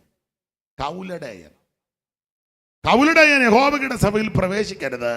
അവന്റെ 10 തലമുറ പോലും ഒരു നാളും കയറരുത്. യഹൂദ ഗോത്രത്തിൽ കൗലടയൻ കയറാൻ കാര്യം നിങ്ങൾക്ക് വചനം അറിയാം. ഉൽപ്പത്തി വായിക്കണ്ട, 38-ാം അധ്യായം പഠിക്കുമ്പോൾ, അക്കാലത്ത് യഹൂദ സഹോദരന്മാരെ വിട്ട് ഹീരാമെന്ന് പേരുള്ള അദുല്യാമിന്റെ അടുക്കൽ ചെന്ന് ശൂവ എന്ന പേരുള്ള ഒരുത്തന്റെ മോളെ കെട്ടി 3 പിള്ളേര് ജനിച്ചു. ഏർ, ഓനാൻ, ശേല. ഏർ പ്രായമായപ്പോൾ തിമിനക്കാരി പെൺകുട്ടി താമാറിനെ കെട്ടി. അവൻ മരിച്ചപ്പോൾ അവൻ്റെ അനിയൻ ഓനാൻ ദേവരധർമ്മം അനുസരിച്ച് കിട്ടി, അവനും മരിച്ചു. പിന്നെ ഒരുത്തൻ ശേലായ, അവൻ അന്ന് പ്രായമായിട്ടും ഇല്ല. അപ്പോൾ മരുമകളോട് യഹൂദ പറഞ്ഞു, വീട്ടിൽ പൊക്കൂ, അവൻ പ്രായമാകുമ്പോൾ യവനെയും കൊണ്ട് നിനക്ക് തന്നെ, ഏതായാലും നീ രണ്ടെണ്ണത്തിനെ കൊന്നേച്ച് നിൽക്കുക, നിനക്ക് തന്നെ നന്നേക്കാന്ന് പറഞ്ഞു. ഇവള് വീട്ടിൽ പോയി വൈദവ്യ വസ്ത്രമൊക്കെ ധരിച്ച് നിൽക്കുക. എന്നാൽ സമയമായിട്ട് യഹൂദ ഈ ശേലായ ഇവക്ക് ഭർത്താവായിട്ട് കൊടുത്തില്ല. അവൻ പ്രായമാകുമ്പോൾ കല്യാണം കഴിപ്പിക്കാന്നാണ് പറഞ്ഞത്, പ്രായമായിട്ടും പുള്ളി കൊടുത്തില്ല. അങ്ങനെ ആ 38:14 വായിച്ചേ. 38:14. ആ, ശേല പ്രാപ്തിയായിട്ടും തന്നെ അവന് ഭാര്യയായിട്ട് കൊടുത്തില്ല എന്ന് വൈദവ്യ വസ്ത്രം. ശേലാപ്രാപ്തിയായിട്ട് തന്നെ അവന് ഭാര്യയായിട്ട് കൊടുത്തില്ല എന്ന് അവൾ കണ്ടിട്ട് വൈദവ്യ വസ്ത്രം മാറ്റിവെച്ച് തിമ്മിനയ്ക്ക് പോകുന്ന വഴിയരികെ എനയും പട്ടണത്തിൻ്റെ ഗോപുരത്തിൻ്റെ വാതിൽക്കൽ നിന്ന് യഹൂദ ആടുകട രോമം കത്തിരിക്കാൻ പോയിട്ട് തിരിച്ചു വരുമ്പോൾ ആളറിയാതെ താമാറിൻ്റെ അടുക്ക വന്ന് പെട്ട് ഇവൾ അവനുമായിട്ട് കൽപ്പനാലംഘനത്തിൽ അകപ്പെട്ടു. ലംഘനത്തിൽ അകപ്പെട്ടപ്പോൾ അകപ്പെടുന്നതിന് മുന്നേ ചോദിച്ചു, എനിക്ക് ആട്ടുംകുട്ടിയെ തരാൻ പറഞ്ഞു. ഇവള് എൻ്റെ കയ്യിൽ ആട്ടുംകുട്ടിയില്ല, അപ്പോൾ പിന്നെ എന്തെങ്കിലും പണയസാധനം തരാൻ പറഞ്ഞു. 3 പണയസാധനങ്ങൾ കൊടുത്തു. ചരട്, മുദ്രമോതിരം, വടി, ഇത് 3 പണയം കൊടുത്ത് പാപം ചെയ്തു. യഹൂദ തൻ്റെ വഴിക്ക് പോയി, യവൾ അവിടെ വഴിക്കും പോയി. ചുരുക്കി പറഞ്ഞാൽ നാളുകൾ കഴിഞ്ഞപ്പോൾ താമാർ കൽപ്പനാലംഘനത്തിൽ അകപ്പെട്ട് ഗർഭവതിയായെന്ന് നാട് മുഴുവൻ അറിഞ്ഞു. അപ്പോൾ താമാറിനെ കൊണ്ടുവന്ന് സദസ്സ് നിർത്തി എല്ലാവരും ഇവളെ കുറ്റം ചുമത്തി കല്ലെറിഞ്ഞ് കൊല്ലാൻ നേരത്ത് അവൾ പറഞ്ഞു, ഞാൻ പാപം ചെയ്തു ശരിയാ, തെറ്റുപറ്റി ശരിയാ, പക്ഷേ ഇതിൻ്റെ എല്ലാം ഉടമസ്ഥനാ ഞാനുമായിട്ട് പാപം ചെയ്തവൻ. ഈ മോതിരച്ചരടും മുദ്രമോതിരവും വടിയും കൊണ്ടെടുത്ത് നിരത്തി വെച്ചു. യഹൂദയുടെ ആകെ വാള് വെട്ടി. അപ്പൊ യഹൂദ പറഞ്ഞൊരു കാര്യമുണ്ട്, അവൾ എന്നിലും നീതിയുള്ളവളാണ്. ഞാൻ പറയട്ടെ, നമുക്ക് തോന്നും നമ്മളാ നീതിമാന്മാരെന്നല്ല. ചില സഭയിലൊക്കെ ചിലരുടെ ആൾക്കാരുടെ ഇരിപ്പൊക്കെ കാണണം, ഞാനാണിപ്പോൾ ഉള്ളതിൽ ഏറ്റവും നല്ല വിശുദ്ധൻ. ഈ സഭയിലെ നമ്പർ 1 ഞാനാണ്, എന്നെ കൂടാതെ ഒരു വിശുദ്ധൻ ഈ സഭ ദൈവം തമ്പുരാൻ നോക്കി ചിരിക്കുക. സ്തോത്രം. അല്ല, നമുക്ക് അങ്ങനെ ചിന്തകളുണ്ട്. ഇപ്പം വീട്ടിലാണെങ്കിലും, ഈ വീട്ടിൽ പ്രാർത്ഥിക്കുന്നതും വിശുദ്ധ ജീവിതം നയിക്കുന്ന ഞാനാ, ഈ സഭയിലാണെങ്കിലും ഞാനാ, ഈ ദേശത്താണെങ്കിലും ഞാൻ. അങ്ങനെയൊക്കെ ചില ആൾക്കാർക്ക് ഈ ആത്മീക ലോകത്തും ചിലർക്ക് അങ്ങനത്തെ ചില ചിന്തകളുണ്ട്. ഞങ്ങളാണ് പെന്തിക്കോസിൽ നമ്പർ 1, ഞങ്ങളെ വെല്ലാൻ വേറെ ആരും. അവരോട് നിങ്ങൾ സംസാരിക്കാൻ തന്നെ അവർക്ക് അല്ല, വിശുദ്ധി അങ്ങ് കയറിയിട്ടെ. നമ്മൾ ചോദിക്കുക, പ്രൈസ് ദി ലോർഡ്, എന്തോ ഉണ്ട് വിശേഷം? ഒന്നുമില്ല, സുഖമായിട്ടിരിക്കുന്നു. ഇവന്മാരെ പോലെ കള്ളന്മാര്. ചിലർക്ക് കൈ കൊടുക്കുന്നത് തന്നെ നിങ്ങൾ ശ്രദ്ധിച്ചിട്ടുണ്ടോ? കൈ കൊടുക്കുക, ക്ഷയിക്കാനെന്നാ പറയുന്നത്, കൊടുക്കുകയല്ല, 2 പേരിൽ. അങ്ങനെയുള്ള ഒത്തിരി ആൾക്കാരുണ്ട്. ഇവർക്കങ്ങ് തോന്നുക ഞങ്ങളാ വിശുദ്ധര്, ഞങ്ങളെ പോലൊരു വിശുദ്ധര് വേറെ ആരും. ഞാനൊരു കാര്യം പറയാം, നമ്മൾ തന്നെ ഇരിക്കുമ്പോൾ ചിന്തിക്കണം, നമ്മൾ വിശുദ്ധരാന്നോ ഇല്ലയോ. എല്ലാവരുടെ കൂടുമ്പോൾ നമുക്ക് പുറംപൂച്ചിലൊക്കെ നിൽക്കാം. സ്തോത്രം. തന്നെ ഇരിക്കുമ്പം ഒരു പ്രവാചകനും വേണ്ട, നമ്മൾ ഓരോന്നോരോന്ന് ചിന്തിച്ചേ. നമ്മുടെ നോട്ടം, സംസാരം, ചിന്ത, വിചാരം, ഇടപാട് ഇതൊക്കെ ക്ലിയറാന്നോ, എന്തൊക്കെ ഉണ്ടെന്ന് ബോധ്യപ്പെടുകയല്ലേ. അന്നേരം നെഞ്ചത്തടിച്ച് കൈയ്യടെ വെച്ച് പ്രാർത്ഥിച്ചു, ഏറ്റു പറഞ്ഞോണം. ഞാൻ തന്നെ ഇരിക്കുമ്പം പൊതുവിലൊന്നും പറയരുത് കേട്ടോ. ഇവിടുന്നോട്ട് ഭർത്താവേ, ഞങ്ങൾക്കൊരു പയ്യനുണ്ടായിരുന്നു, അവനെ പോയിട്ട് ഇങ്ങോട്ടുമ്പോൾ ഹല്ലേലൂയ കർത്താവേ ഇന്ന് കോളേജ് ഞാൻ. പിന്നെ അവൻ കോളേജിലെ ചരിത്രമെല്ലാം ഇരുന്ന് മുഴുവൻ ആൾക്കാരും കേൾക്കുക. ഞാൻ സൂസനോട് സംസാരിച്ച് അവൾക്ക് ഐസ്ക്രീം മേടിച്ച് കൊടുത്ത് കർത്താവേ, അവളെയും കൊണ്ട് ഞാൻ ബൈക്കേ കൂടെ. ഉള്ളത് സത്യമാ, പക്ഷെ അന്നേരമാണോ ഇത് വിളിച്ചു പോയി. അവൻ നിഷ്കളങ്കതയും കൂടെ പറയുക. പക്ഷെ ആ സന്ദർഭത്തിൽ അവിടെ നിന്നാന്നോ ഇതെല്ലാം വിളിച്ചു പോകുന്നേ. അന്നേരം അവൻ്റെ അമ്മ കള്ളം കേട്ടോണ്ടിരിക്കുക.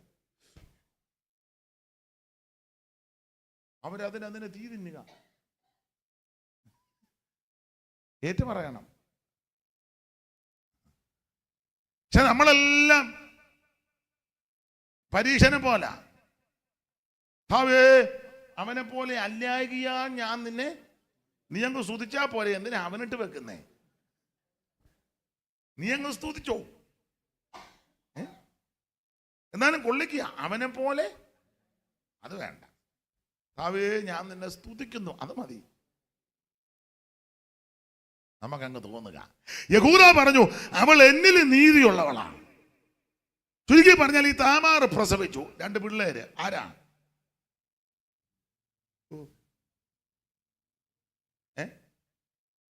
തോമാച്ചനും ചാക്കോച്ചനും. താമാറിന്റെ പിള്ളേര് ആ അമ്മാമ്മ പോവുകയും ചെയ്തു. പേരേസും ഉറക്കെ പറ സേരേഹ, ഇവർ 2 പേരും കൗലടയ വിഭാഗമാണ്. കൗലടയൻ വ്യവസ്ഥ പ്രകാരം ജനിച്ചതല്ല. അതുകൊണ്ട് ആവർത്തന പുസ്തകത്തിലുണ്ട് കൗലടയൻ യഹോവയുടെ സഭയിൽ പ്രവേശിക്കരുത്, 10 തലമുറ കയറ്, 10 തലമുറ വേലക്ക. പഴയ കണക്കനുസരിച്ച് ഒരു തലമുറ 33 ഇൻറ്റു 10 സമം 330 വർഷം. 330 വർഷം യഹൂദ എന്ന് രാജാവ് കയറാൻ ഒക്കത്തില്ല. യഹൂദ എന്ന രാജാവ് വരേണ്ടത്. പക്ഷേ ഈ കൗലടയൻ ഇതിനകത്ത് കയറിയതുകൊണ്ട് 330 വർഷം വില കിട്ടിയിരിക്കുക. അതുകൊണ്ടാണ് ആദ്യം യഹൂദ എന്ന രാജാവ് വരാതിരുന്നതും ബെന്യാമിൻ എന്ന് വരാൻ കാരണം വല്യമ്മച്ചിയുടെ കണ്ണുനീരും പ്രാർത്ഥനയും. അങ്ങനെ 1ാമത്തെ രാജാവായിട്ട് ബെന്യാമിൻ ഗോത്രത്തിൽ കീശിൻ്റെ മകൻ ശൗലിനെ ദൈവം രാജാവായിട്ട് കൊടുത്തു. സന്തോഷത്തോടെ കൊടുത്തതും അല്ല. സ്തോത്രം. അപ്പൻ്റെ കഴുതുകളെ തേടിപ്പോയ ശൗൽ ശാമുവേലിൻ്റെ അടുക്ക ചെന്ന് പാർത്തു. പിറ്റേന്ന് പോകാൻ നേരത്തെ ശാമുവേല് ശൗലിനോട് പറഞ്ഞു, പൃഥ്വിനോട് മുമ്പേ പോകാൻ പറ, നീ അവിടെ നിൽക്ക്, എനിക്ക് ഇതിനോട് ദൂത് പറയാനുണ്ട്. അങ്ങനെ ശൗലിനെ രാജാവായിട്ട് അഭിഷേകം ചെയ്തു. തൈലപാത്രത്തിലെ തൈലം കൊണ്ടൊഴിച്ചു, രാജാവായി. ഇനി ഇസ്രായേലിൽ ഒരുവൻ ആയാൽ ഈ രാജാവ് ചെയ്യേണ്ട കടമകളുണ്ട്. അതിന് രാജധർമ്മം എന്നാണ് കൊടുത്തിരിക്കുന്നത്. രാജധർമ്മം. ശൗല് ഈ രാജധർമ്മം ഒന്നും അനുസരിച്ചില്ല. ഇല്ല. 1-2 കാര്യം പറയാം. രാജധർമ്മം ഒന്ന്, ഇസ്രായേൽ രാജാവായാൽ ആദ്യം ചെയ്യേണ്ടത് ന്യായപ്രമാണത്തിൻ്റെ ഒരു കോപ്പി കയ്യിലിരിക്കണം.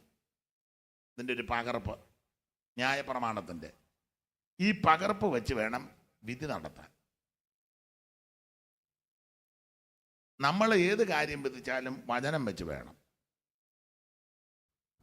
ഉപദേശിയുടെ ഇഷ്ടത്തിനോ സെക്രട്ടറിയുടെ ഇഷ്ടത്തിനോ ട്രഷറിൻ്റെ ഇഷ്ടത്തിനോ കമ്മിറ്റിക്കാരുടെ ഇഷ്ടത്തിനോ കൗൺസിൽ മെമ്പറുടെ ഇഷ്ടത്തിനോ ഓവർസിയറുടെ ഇഷ്ടത്തിനോ സൂപ്രണ്ടിൻ്റെ ഇഷ്ടത്തിനോ പ്രസിഡന്റിൻ്റെ ജനറൽ സെക്രട്ടറിയുടെ ഒന്നും ഇഷ്ടത്തിനല്ല വിധിക്കേണ്ടത്. ദൈവമക്കളൊരു കാര്യം തീർപ്പാക്കുമ്പോൾ ഇത് വെച്ച ഇപ്പം അങ്ങനെയാണോ വിധി നടത്തുന്നത്? നമുക്കിഷ്ടമില്ലാത്തവനെ സഭയെ കയറ്റുകയില്ല, നമുക്കിഷ്ടമുള്ളവനെ ഉണ്ടെന്നില്ല.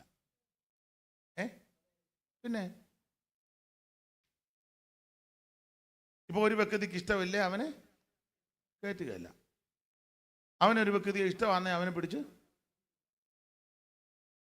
മിണ്ടുന്നില്ല. എന്നെ മിണ്ടാതെ ഒന്നും മിണ്ടണ്ട, വേണ്ട. എന്തിനാ മിണ്ടുന്നേ? ദൈവത്തിന് മഹത്വം. പ്രമാണം വെച്ചല്ലോ.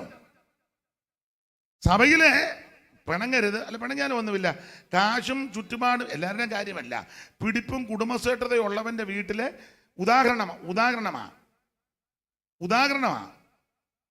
അവരുടെ വീട്ടിലെ ചെറുക്കനോ പെണ്ണോ 2ാമത് കല്യാണം കഴിച്ചാൽ നമ്മൾ കുഴപ്പമൊന്നുമില്ല, അവരും നമ്മുടെ സഭയിലെ മെമ്പർ തന്നെ. എന്നാൽ പണവും പിടിപ്പും ചുറ്റുപാടും ഒന്നുമില്ലാതെ സാധുവായ ഒരുത്തൻ്റെ മകനോ മകളോ 2ാമത് കല്യാണം കഴിച്ചാൽ ഉടനെ നമ്മൾ അടിയന്തര കമ്മിറ്റി കൂടി അവനെ മുടക്കും, പുറത്താക്കും, മറ്റേതിനെ അകത്താക്കും. എന്നാ നിങ്ങളെല്ലാം സങ്കീർത്തനക്കാരൻ പറയുമ്പോൾ എന്നെ സ്പർദ്ധിച്ചു നോക്കുന്നേ? ഇതല്ലേ നടന്നു വരുന്നേ? സ്തോത്രം. ന്യായവിസ്താരത്തിൽ മുഖം നോക്കരുത്. ചെറിയവന്റെ കാര്യവും വലിയവന്റെ കാര്യവും ഒരുപോലെ നടത്തണം. ഇപ്പം കാശുള്ള വീട്ടിലെ ഒരാളുടെ കല്യാണത്തിന് ദൂർത്തടിച്ചാൽ പാപമല്ലത്, അല്ല. അമേരിക്കക്കാരൻ്റെയോ ലണ്ടനെയോ അമ്മ പറഞ്ഞല്ലോ UK പിള്ളേരുടെ കല്യാണത്തിന് ഇവിടുന്ന്, നീ ആ UK പറഞ്ഞോളാം, പേടിക്കണ്ട. അപ്പം ഇവിടുന്ന് ഡ്രസ് ഇല്ല, ഇവിടുന്നില്ല. പിന്നെ ബെറ്റിക്കോട്ട്, പഴയ കൊച്ചു പിള്ളേരുടെ ഇതുപോലെ ബെറ്റിക്കോട്ട്, ഇത് പഴയ ബെറ്റിക്കോട്ടായി, ഇപ്പം വേറെ പേരൊക്കെ ആയിരിക്കും. ഇതുപോലെ ഇട്ടുകൊണ്ടാണ് വരുന്നത് കല്യാണത്തിന്. അപ്പം ഈ പുറകിൽ ഇങ്ങനൊരു സാധനം കിടപ്പുണ്ട്, ഇത് അതും നിങ്ങൾ ശ്രദ്ധിച്ച്, എന്നാലും കാണിക്കാതിരിക്കാൻ ഒക്കത്തില്ല. തലയെ തുണിയിടേണ്ടത് ഇങ്ങനെ ആയിട്ടുണ്ടോ, മൂടുപട വന്നാ ഞാൻ ഇതിനൊക്കെ ഇതാ മൂടുപടം, ഇങ്ങനെ ആയിട്ടുണ്ട് മൂടുപടം. ഇപ്പം കല്യാണത്തിനാന്നേലും ഇപ്പൊ കാണിക്കുന്ന എങ്ങനെയാണെന്നറിയോ, ഇത്രേ ഉള്ളൂ. അത്ര ഞാൻ ശരിയെ പറയൂ, ഞാനേ അത്രേ ഉള്ളൂ. അത് വലിയ വീട്ടിലെ ആയതുകൊണ്ട് ആർക്കും, ഓവർസിയറിനും പ്രശ്നമില്ല, ഡിസ്ട്രിക്ട് മാസ്റ്റർക്കും പ്രശ്നമില്ല, ലോക്കൽ ഉപദേശിക്കും പ്രശ്നമില്ല. കാരണം കല്യാണം കഴിയുമ്പം നല്ല ഒരു കവറ് കൊടുക്കാൻ സാധ്യത ഉണ്ട്. എന്നാലും വലിയ വീട്ടിൽ ചിലർ കൊടുക്കാത്തവന്മാരും ഉണ്ട്. നമ്മളവർക്ക് നല്ല കാനത്തിൽ കൊടുക്കാത്തവന്മാരും ഉണ്ട്. അതേസമയം ഈ ഡ്രസ് ഇട്ടോണ്ട് കാശും പുത്തനും പിടിപ്പും കുടുംബശ്രേഷ്ഠത ഇല്ലാത്ത ഒരു വീട്ടിലെ പെൺകുട്ടിയാ ഈ പരുവത്തിൽ വരുന്നെങ്കിൽ അച്ചായന്മാരും കൊച്ചമ്മമാരും പറ എന്തേലും പറ.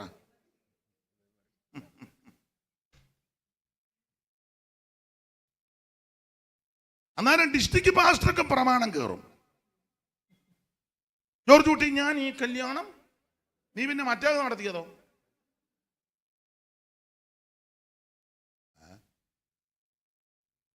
2:30 വരെ പോണോ? സ്തോത്രം. ന്യായവിസ്താരത്തിൽ മുഖം നോക്കരുത്. ചെറിയവന്റെ കാര്യവും വലിയവന്റെ കാര്യവും ഒരുപോലെ നടത്തണം. സ്തോത്രം. നമ്മളെ അറിയുന്നൊരു ദൈവം ഉണ്ടെന്ന് ഓർക്കണം. പ്രമാണം പറയുന്നവൻ എല്ലായിടത്തും പ്രമാണം പറയണം, വേണ്ടേ? അത് വേണം. ഇവിടെ ജനറൽ കൺവെൻഷൻ നടക്കുമ്പോൾ, ഡിസ്ട്രിക്ട് കൺവെൻഷൻ നടക്കുമ്പോൾ, ലോക്കൽ കൺവെൻഷൻ നടക്കുമ്പോൾ ആഭരണം വിട്ടവർക്ക് കർത്തൃമേശ കൊടുക്കത്തില്ല. അമേരിക്കന് സാഹിബും മദാമയും ഇവിടെ വരുകയോ അവിടെ ചെന്നാൽ അവർക്ക്, എനിക്ക് മനസ്സിലാകുന്നില്ല എന്നാ പ്രമാണമാണെന്ന്, എനിക്ക് പിടികിട്ടുന്നില്ല.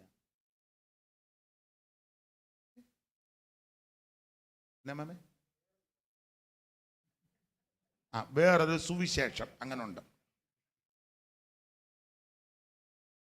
ഇവിടെ ഭയങ്കര പ്രമാണമാണ്. വിമാനത്തെ കയറി അവിടെ ഇറങ്ങിയപ്പം ഈ ബൈബിള് തന്നെയല്ലേ അവിടെയും. അപ്പം വാദം ഉള്ളിടത്തേ കോച്ചെന്നുള്ളു. സ്തോത്രം. വിട്ടേക്കാം, വെറുതെ എന്തിനാ ആലോചിക്കും. നിങ്ങൾ ഓർക്കുക, നല്ല അന്തരീക്ഷമായിരുന്നു ഇന്നലെ വൈകിട്ടും ഇന്നലെ പകലും ഒക്കെ. നല്ല അയാൾ വന്നത് മുഴുവൻ തല്ലിക്കെടുത്തിയാച്ചാ പോയത്. പിന്നെ ഇടയ്ക്കങ്ങ് പോകണമെന്നുണ്ടായിരുന്നു. പിന്നെ അയാൾ ബോധവും വിവരം ഉള്ളവനല്ല, എഴുന്നേറ്റ് പോയാൽ വല്ലതും പറയുമല്ലോ എന്നോർത്ത് അങ്ങ് ഇരുന്നതാ. എല്ലാവരും പറഞ്ഞാൽ യാതൊരു വിവരം ഉള്ളവനല്ല. സ്തോത്രം. മാമ എഴുന്നേറ്റ് പോയ ആൾ എന്തേലുമൊക്കെ വിളിച്ചു പറയാം. അതുകൊണ്ട് ഞങ്ങൾ അങ്ങ് ഇരുന്ന് കൊടുത്തത്. അത് നിങ്ങൾ പിന്നെ പറയുമെന്ന് എനിക്ക് നിങ്ങളുടെ ഇരിപ്പ് കാണുമ്പോൾ അറിയാം. നമുക്ക് മടങ്ങി വരാം. ഇസ്രായേലിൽ ഒരുവൻ രാജാവായാൽ രാജാവ് ചെയ്യേണ്ട കടമകളുണ്ട്. അത് രാജധർമ്മമാണ്. 1, ന്യായപ്രമാണത്തിന്റെ കോപ്പി സൂക്ഷിക്കണം. 2, സഹോദരന്മാർക്ക് വിരോധമായിട്ട് ഹൃദയം അഹങ്കരിച്ച് പൊങ്ങരുത്.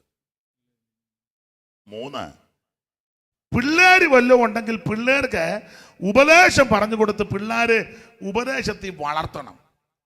അങ്ങനെ ചെയ്താൽ നിന്റെ രാജത്വം നിലനിൽക്കും. രാജധർമ്മം വായിച്ച് കേൾപ്പിക്കണം. ശൗല് ഈ രാജധർമ്മം ഒന്നും അനുസരിച്ചില്ല. ഇല്ല. അതുകൊണ്ട് എന്തോ പറ്റി? ശൗല് മരിച്ചതൊരു നല്ല മരണമല്ല. ശൗലിന്റെ മരണം ഒരു ദാരുണ മരണമാണ്.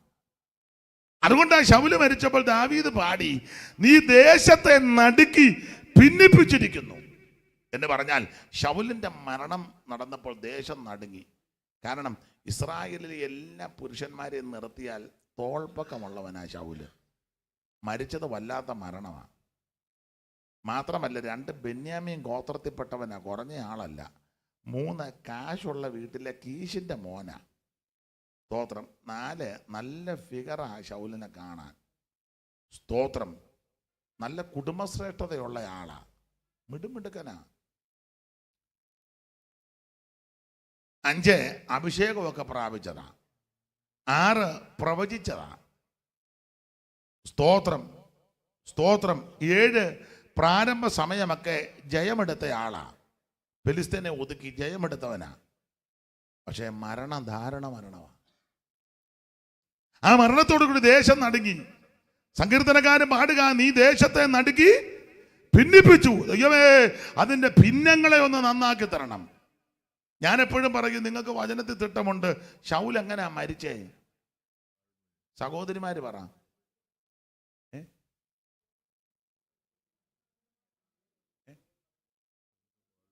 കുന്തം കൊണ്ട് എന്നിട്ട്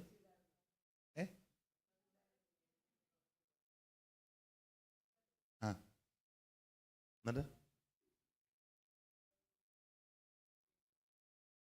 എന്നിട്ട്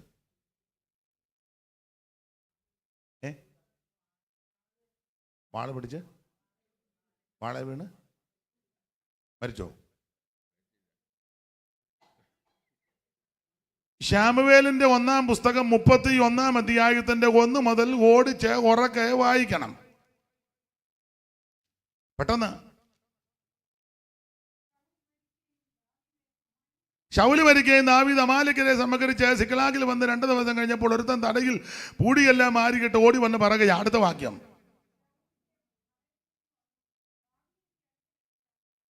ദാവീദിന്റെ അടുക്കലെത്തി സാട്ടാങ്കം വീണ് അവനോട്,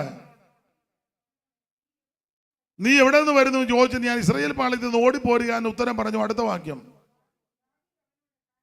കാര്യം എന്തായി പറക എന്ന് പറഞ്ഞതിന് അവൻ പറഞ്ഞത്, ജനം പടകിൽ തോറ്റോടി അനേകര് പടകിൽ പട്ടുപോയി. ശൗലും അവന്റെ മകൻ യോനാഥാനും വായിച്ചു.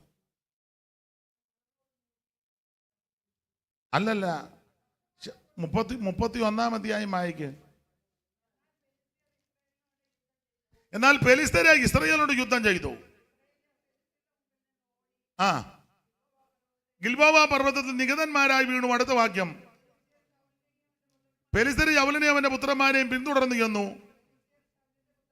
ഫെലിസ്ത്യരെ ശൗലിന്റെ പുത്രന്മാരാകുന്ന യോനാഥാൻ, അബീനാദാബ്, മൽക്കീശുവ എന്നിവരെ വാളിന്റെ വായുത്തലേക്ക് വെട്ടിക്കൊന്നു. അടുത്തത്. എന്നാൽ പട ശൗലിന്റെ നേരെ ഏറ്റവും മുറുകി. വില്ലാളികളിൽ അവന് തെറ്റിവെച്ചു. വില്ലാളികളാൽ അവൻ വിഷമത്തിലായി. ശൗൽ തന്റെ ആയുധവാഹകനോട്, ഈ അഗ്രജന്മകൾ വന്ന് എന്നെ കുത്തിക്കളയും, അപമാനിക്കാതിരിക്കാൻ ചെയ്യേണ്ടതിന് നിന്റെ വാളൂരി എന്നെ കുത്തുക എന്ന് പറഞ്ഞു. ആയുധവാഹകൻ ഏറ്റവും ഭയപ്പെട്ടത് കൊണ്ട് അവന് മനസ്സ് വന്നില്ല. അതുകൊണ്ട് ശൗൽ ഒരു വാൾ പിടിച്ച് അതിന്മേൽ വീണു. അടുത്തത്. ശൗൽ മരിച്ചുവെന്ന് അവന്റെ ആയുധവാഹകൻ. അപ്പൊ ഈ ഭാഗം പഠിക്കുമ്പോൾ ശൗൽ എങ്ങനെ മരിച്ചെന്ന് തോന്നും? വാൾ പിടിച്ച് വാളിന്മേൽ വീണ് മരിച്ചെന്ന് തോന്നും. അങ്ങനല്ല. അങ്ങനാണോ അവിടെ എഴുതിയേക്കുന്നേ? അല്ല. ശൗലൊരു വാൾ പിടിച്ച് അപ്പൊ ഈ ഭാഗം വായിക്കുമ്പോ എങ്ങനെയാ മരിച്ചെന്ന് തോന്നുന്നേ? വാളിൽ വീണ് മരിച്ചത് എങ്ങനെയാന്നാ? മരിച്ചു. അത് നമ്മൾ കുറെ നേരമായിട്ട് മരിച്ചെന്ന് പറയുന്നുണ്ടല്ലോ.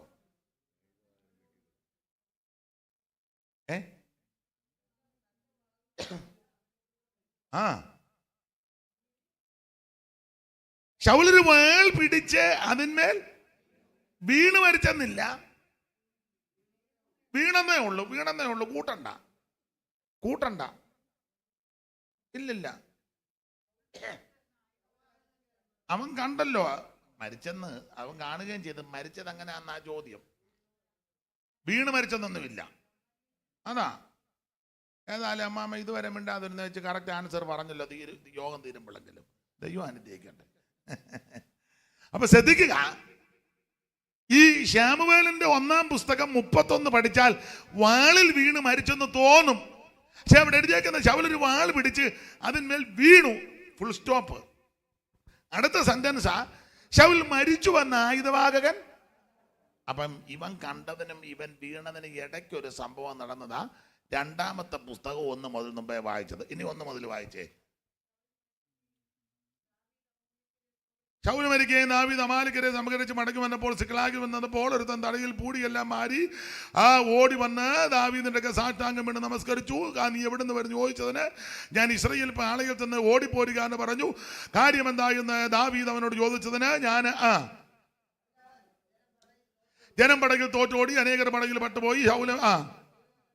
ശൗലുവിന്റെ മകനായ യോനാഥാനും പടകിൽ പട്ടുപോകുന്ന ഉത്തരം പറഞ്ഞു. വർത്തമാനം കൊണ്ടത് വാലിക്കൊണ്ട് ദാവീദ് ശൗലുവിന്റെ മകൻ യോനാഥാനും പടകിൽ പട്ടുപോയത് നീ എങ്ങനെ അറിഞ്ഞുവെന്ന് ചോദിച്ചതിന് വർത്തമാനം കൊണ്ടത് വാലിക്കാരൻ ദാവീദിനോട് ഞാൻ എതിർച്ചയാ ഗിൽബോവ പർവ്വതത്തിൽ കൂടെ വരുമ്പോൾ ശൗൽ തന്റെ കുന്തത്തിൽ വെച്ച് ആര് നിൽക്കുന്നതും തേരും കുതിരപ്പടയും തുടർ നടക്കുന്നതും കണ്ടു. അവൻ പുറകോട്ട് നോക്കി എന്നെ കണ്ടു. നീ ആരെന്ന് ചോദിച്ചതിന് ഞാൻ രാമാലേഖനത് പറഞ്ഞു.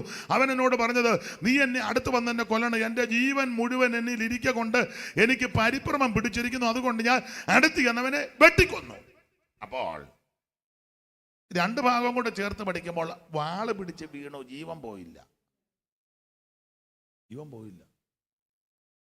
ജീവൻ പോകാൻ ഇങ്ങനെ ഏക്കം വലിച്ചു കിടക്കുക. ഇങ്ങനെ നമ്മൾ കണ്ടിട്ടില്ല, വലിച്ചു കിടക്കുക. വലിച്ചു കിടക്കുമ്പോഴും പുള്ളി പുറകോട്ട് നോക്കി പൊരുത്തം നിൽക്കുന്നു. ആരാടാന്ന് ചോദിച്ചു. ഞാനൊരു അമാല്യക്ക് വരാൻ പറഞ്ഞു. നീ അടുത്ത് വന്ന് എന്നെ കൊല്ലണം.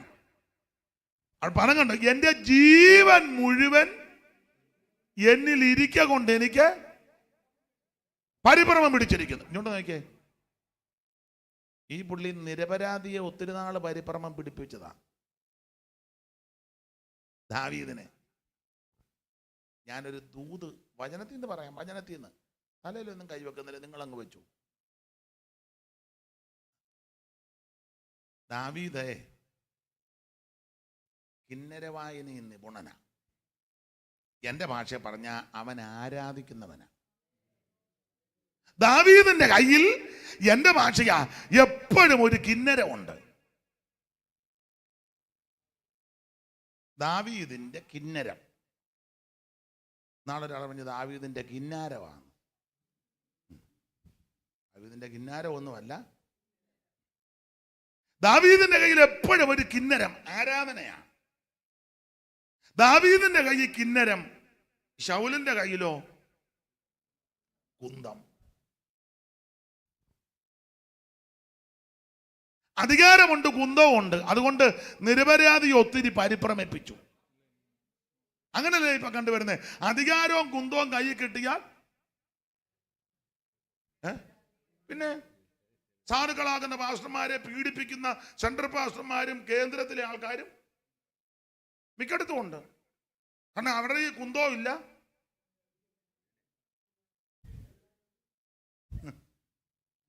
അല്ല സഭകളിലും അങ്ങനെ കാശുള്ള അച്ചായൻ, പിടിപ്പുള്ള അച്ചായൻ സാധുക്കളെ എല്ലാ മേഖലയിലും ഉണ്ട്. എന്നാൽ നല്ല മനുഷ്യരും ഉണ്ട്. കാശും ചുറ്റുപാടും ധാരാളം ഉണ്ടായിട്ടും വിനയത്തോടെ, താഴ്മയോടെ, എളിമയോടെ ജീവിക്കുന്നവരെ എനിക്കറിയാം. വിരളമാന്നേ ഉള്ളൂ, പക്ഷെ ഉണ്ട്. ദൈവത്തിന് മഹത്വം. കാശിന്റെ പത്രാസോ കുടുംബത്തിന്റെ പത്രാസോ ഒന്നും കാണിക്കുകയല്ല, വളരെ വിനയമായിട്ട്. ഞാൻ പോയി പ്രാർത്ഥിക്കുന്ന ഒരു വീടുണ്ട്, വലിയ വീടാ. മാനുഷികമായിട്ട് അവിടെ ചെല്ലാനൊന്നും നമുക്ക് യോഗ്യതയുള്ളതല്ല. എനിക്ക് തോന്നുന്നാണ്ട് 10-22,000 സ്ക്വയർ ഫീറ്റാ വീട്. അതെ, ആട്ടെ, എല്ലാം പറയുന്നില്ല. അവരും ഓൺലൈനിൽ കാണും. ചിലപ്പോൾ പറയും എന്തിനാ പാസ്റ്റർ അതൊക്കെ പറയുന്നത്, പിന്നെ ചെല്ലുമ്പോൾ ചോദിക്കും. അതുകൊണ്ടാണ് അവർക്കത് ഇഷ്ടമല്ല, ഭയങ്കരം. പക്ഷെ അവരുടെ ആ വിനയവും താഴ്മയും, കുഞ്ഞുങ്ങൾ നല്ല എന്തോന്നല്ല സ്വഭാവം, ഇങ്ങനെ എന്തോ സ്വഭാവം, വളരെ വിനയം. അങ്ങനെയുള്ളവരും ഉണ്ട്. ഒരു കൂറ ഇല്ലാത്തവനും അഹങ്കരിക്കുന്നത് ഉണ്ടോന്നോ? ഞാനെപ്പോഴും പറയാം, നമ്മൾ ചില സഭയിലൊക്കെ ചെല്ലുമ്പോൾ ഇങ്ങനെ ഇരിക്കും, നമ്മൾ പറയോ പാവം ഒരു സഹോദരൻ, പാവം ഒരു പാവമില്ല, ഇവള് കപ്പലേന്ന് ആടി പ്ലെയിനെ കയറുന്നവളാണ്. ഇപ്പൊ പരുവക്കേടായതുകൊണ്ട്, ഇപ്പൊ കാശില്ല, ചുറ്റുപാടില്ല, വലിയ സമ്പത്തൊന്നും ഇല്ലാത്തതുകൊണ്ട് ഇങ്ങനെ പമ്മി ഇരിക്കുക. അതിലേ ഓടിപ്പോകുന്ന കപ്പലേന്ന് ഇവള് പറന്നു പോകുന്ന പ്ലെയിനെ ചാടി അത്രയ്ക്ക് ഇതാ. പിന്നെ ഇപ്പൊ ഇച്ചിരി പരുവക്കേടായതുകൊണ്ട് നമ്മുടെ ഇടയിൽ ഇങ്ങനെ വന്ന് പമ്മി അപ്പോ ചുമ്മാതാ. അയ്യോ, ആന്ന് ചില സഹോദരന്മാരും അങ്ങനെ തന്നെ. ഇപ്പൊ ഇരിക്കുമ്പോൾ നമ്മൾ ഓർക്കും ഇവൻ പാവത്താനൊന്നുമല്ല, ഇപ്പൊ ഇച്ചിരി ക്ഷീണമായതുകൊണ്ട് ഇവനിങ്ങനെ പമ്മി ഇരിക്കുക. ഇവന്റെ കയ്യിലോട്ട് ഇച്ചിരി കിട്ടട്ടെ, അന്നാരം ഇവന്റെ താനി നിറം. പിന്നെ എത്ര തെളിവ് തരാം.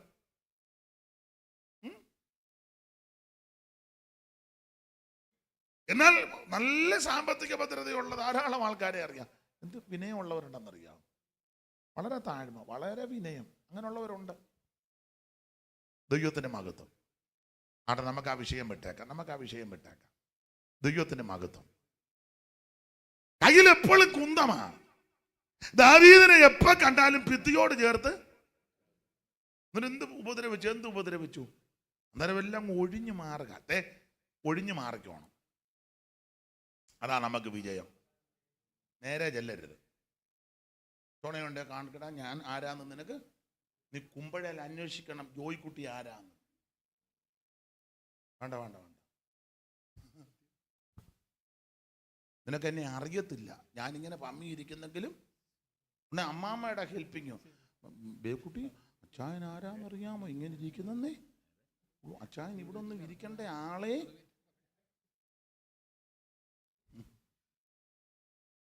നിന്നെ മറുപടിക്ക് പോകരുത്. നീ അങ്ങ് ഒഴിഞ്ഞു മാറണം. ചിലപ്പോൾ മറ്റവര് പറയും, യോ പേടിച്ചു പോയി കേട്ടോ.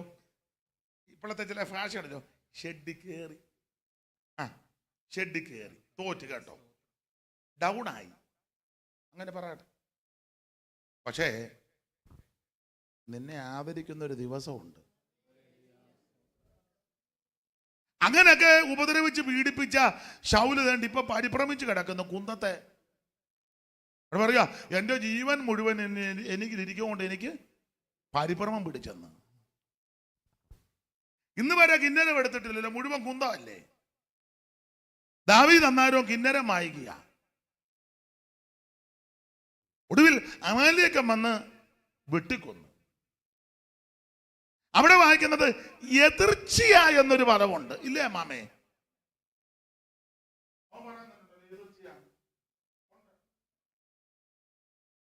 ഇല്ലേ? ഉണ്ട്.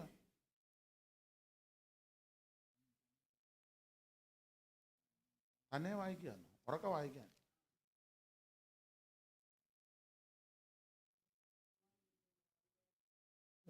ഞാൻ എതിർച്ചയ എന്ന് പറഞ്ഞാൽ നമുക്ക് തോന്നും യാദൃച്ഛികം, അല്ലല്ല, ദൈവം നിശ്ചയിച്ചതാ. അമാലേക്കൻ വന്ന് ഇവനെ വെട്ടിക്കൊന്നു. അതിനാ ഈ അമാലേക്കൻ വരാൻ കാര്യം?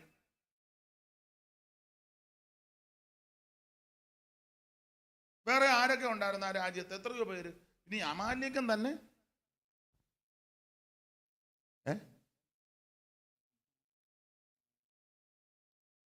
രണ്ടുപേരും അധ്യായം മൊത്തം വായിക്കുക. ദൈവത്തിന്റെ മഹത്വം. ഈ അമാലേക്കൻ വരാൻ കാരണം എന്നാ? അതെ, ഓടിച്ച് പറയാം. ശമൂവേലിന്റെ വായിക്കണ്ട, 1-ാം പുസ്തകം 15 പണ്ട് ദൈവം പറഞ്ഞു ശൗലിനോട് രാജാവായപ്പോൾ അമാലേക്കനെ നിർമൂലമാക്കാൻ. ആടെ മാടെ കാള കഴുത ആണെ പെണ്ണെ ഗർഭിണി മുല കുടിക്കുന്നത് ഒന്നിനോടും കനിവ് തോന്നരുത്. നിർമൂലമാക്കാൻ. നിർമൂലമാക്കിയില്ല. കൊള്ളയിൽ കൊഴുത്തു മുടുത്ത കാളെ ആടിനെയെല്ലാം മാറ്റി വെച്ചേച്ച് പറഞ്ഞത് യഹോവയ്ക്ക് യാഗം കഴിക്കാനാണ്. നീ കള്ള ബിസിനസ് നടത്തിയേച്ചാന്നോ കൺവെൻഷൻ നടത്തുന്നേ? സ്തോത്രം. നാട്ടുകാരുടെ പൈസ ബ്ലേഡിന് പിരിച്ചു മേടിച്ചാന്നോ? അതുകൊണ്ട് ക്രൂസൈഡ്, ഫയർ, ഒരു തീയും ഇറങ്ങുകയല്ല.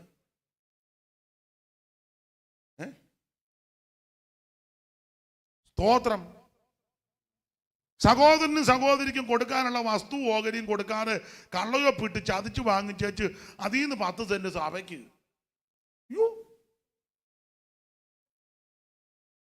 സ്വന്തം സഹോദരൻ്റെയും സ്വന്തം സഹോദരിക്ക് കൊടുക്കാനുള്ള ഓഹരി കൊടുക്കുന്ന അടിച്ചു മാറ്റി വെച്ച് 10 സെന്റ് സഭയ്ക്ക്. എന്ന് വെച്ചാൽ ശീലാന്തിയുടെ മണ്ടയിൽ കയറിയിരിക്കുക. സഭയ്ക്ക് സ്ഥലം കൂടെ തച്ചാനാണ്, അതിനെ താഴെ ഇറങ്ങാത്ത. അമ്മാമ്മ എന്നെ നോക്കാം, മാമയെ കാണാനൊന്നും വലിയ ചതവില്ലേലും. ഞാൻ പറയുന്ന പരമാർത്ഥമായ കാര്യമാണ്. സ്തോത്രം, സ്തോത്രം. അയലത്തുകാരൻ്റെ 1/2 സെന്റ് സ്ഥലവും കൂടെ കെട്ടിയെടുത്തേച്ച് അടച്ച് കെട്ടി. എല്ലാവരും ചെയ്ത കാര്യമല്ല. അവന് വഴി പോലും കൊടുക്കുന്നില്ല. എന്നാൽ ഇവിടെ വന്നൊരു കർത്താവേ വഴി തുറക്കണമേ. മിക്കവാറും നീ തുറന്നാൽ ആരും പിന്നെ എടാ അവന് നടന്നങ്ങോട്ട് പോകാൻ നിനക്ക് 2 ഏക്കറോ അല്ലെ 3 ഏക്കറോ ഇച്ചിരി വഴി കൊടുക്കേ. അവൻ 5 സെന്റ് അല്ലേ ഉള്ളൂ. അവൻ വെള്ളവും കോരിക്കൊണ്ട് ആ റോഡിൽ നിന്ന് ഇവിടം വരെ നടക്കണ്ടേ? നീ ഇച്ചിരി വഴി കൊടുക്കേ. നിനക്ക് 2-3 ഏക്കർ ഉണ്ടല്ലോ, വേറെ എസ്റ്റേറ്റും ഉണ്ടല്ലോ, റബ്ബർ തോട്ടം വേറെ ഉണ്ടല്ലോ. ഇല്ലായ്മക്കാരനല്ലല്ലോ. എന്നാ 2:30 വരെ പോണോ? ആയിക്കോട്ടെ. 3 ആയാലും കൂടെ. ഇതിപ്പം ട്രെയിനിന്റെ ടൈം പറയുമ്പോൾ ആണല്ലോ. സ്തോത്രം. പുള്ളി പറഞ്ഞതുപോലെ ആണല്ലേ ഇപ്പൊ. എന്നാ പറയുന്നില്ല. ദൈവത്തിന് മഹത്വം. അല്ലെ, എല്ലാവർക്കും ഒന്നും ഇത് ഇഷ്ടമല്ല കേട്ടോ.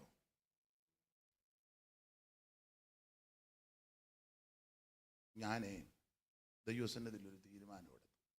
അത് നേരത്തെ എടുത്തതാ. ഇപ്പം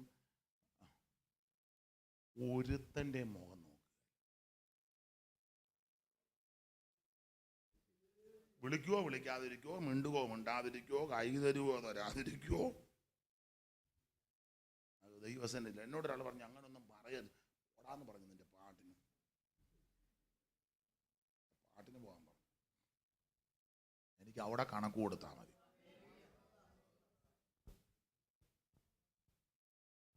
അവിടെ കൊടുത്താൽ മതി.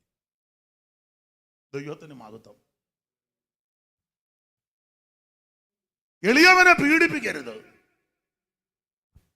ദരിദ്രനെ ന്യായം മറിച്ച് കളയരുത്. സ്തോത്രം. ഇതല്ലേ ഇന്ന് നടക്കുന്ന മുഴുവൻ. ഇതല്ലേ നേതാക്കന്മാരോട് ഒട്ടു നിന്ന് ഓച്ചാന്ന് പറഞ്ഞാൽ നല്ല സഭ കൊടുക്കും. എൻ്റെ കാര്യമല്ല, എനിക്കാരും സഭയൊന്നും തരണ്ട.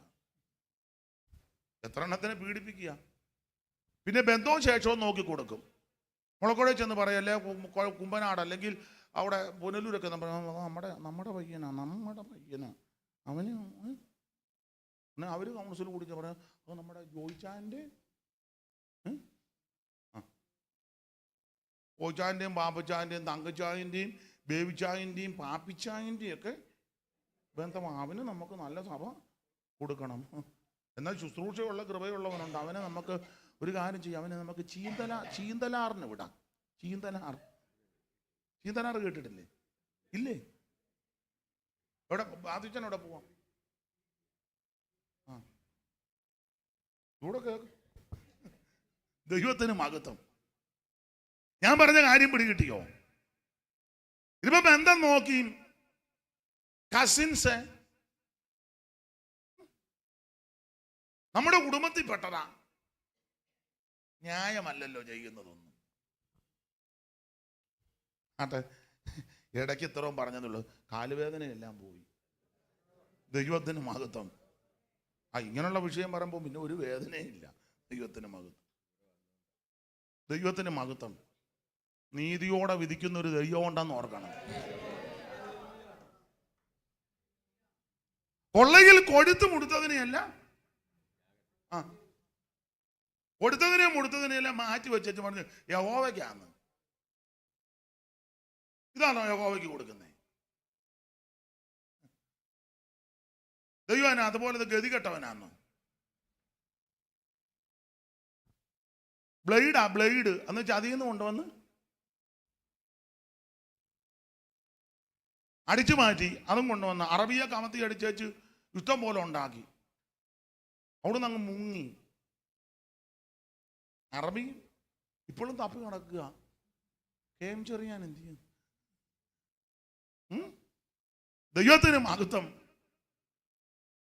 എന്നിട്ട് ഇവിടെ വന്ന് റവറന്റ് കളിക്കുക. റവറന്റ് ഓർഡിനേഷനും ഒക്കെ മേടിച്ചു. ആരാന്നൊന്നും എന്നോട് ചോദിക്കരുത്, എന്നെ കൊണ്ട് പറയിപ്പിക്കരുത്. ദൈവത്തിന് മഹത്വം. ഇവിടെ പരമാർത്ഥതയോടെ ജീവിക്കുന്ന ഉപദേശിമാരുണ്ട്. വേലയ്ക്ക് വിളിയുണ്ടായി മുളക്കുടയിലോ കുമ്പനാട്ടോ പുനലൂരോ ഒക്കെ പോയി 2-3 കൊല്ലം പഠിച്ച് ശുശ്രൂഷകന്മാരുടെ കൂടെ നിന്ന് കണ്ടും കേട്ടും ഒക്കെ അവര് എന്തെല്ലാം കാര്യം ചെയ്ത് അവർക്ക് ഇതുവരെ ഓർഡിനേഷൻ കൊടുത്തിട്ടില്ല.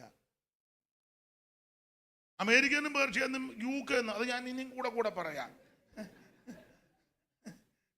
UK അവിടുന്ന് കാശുമായിട്ട് വരുന്ന പുള്ളിക്ക് ഉടനെ ഓർഡിനേഷൻ. പുള്ളിക്ക് അതൊന്നും എഴുതണ്ട. പറഞ്ഞാൽ തെറ്റും. അവർക്കത് എഴുതണ്ട. സാധുവായ സഹോദരൻ എഴുതി ഊപ്പാട് വരിക. മറ്റവർക്ക് അതൊന്നും. ദൈവത്തിന് മഹത്വം. അറിയുന്നൊരു ദൈവമുണ്ട്. ആട്ടെ, കൊള്ളയിൽ കൊടുത്തു മുടുത്തതിനെയെല്ലാം മാറ്റി കിട്ടും. എന്നിട്ട് പറയാം ഇത് യഹോവയ്ക്കാണ്. ആഗാഗിനെ കൊന്നില്ല. ആഗാഗൻ എന്ന് പറഞ്ഞ അമാലേഖന്റെ നേതാവാ. അവനെ കൊന്നില്ല, അവനെ ജീവനോടെ പിടിച്ചു മാറ്റി നിർത്തി. വിസ്തരിക്കുന്നില്ല അധികം. അമാലേഖനെ കൊന്നില്ല, നേതാവിനെ.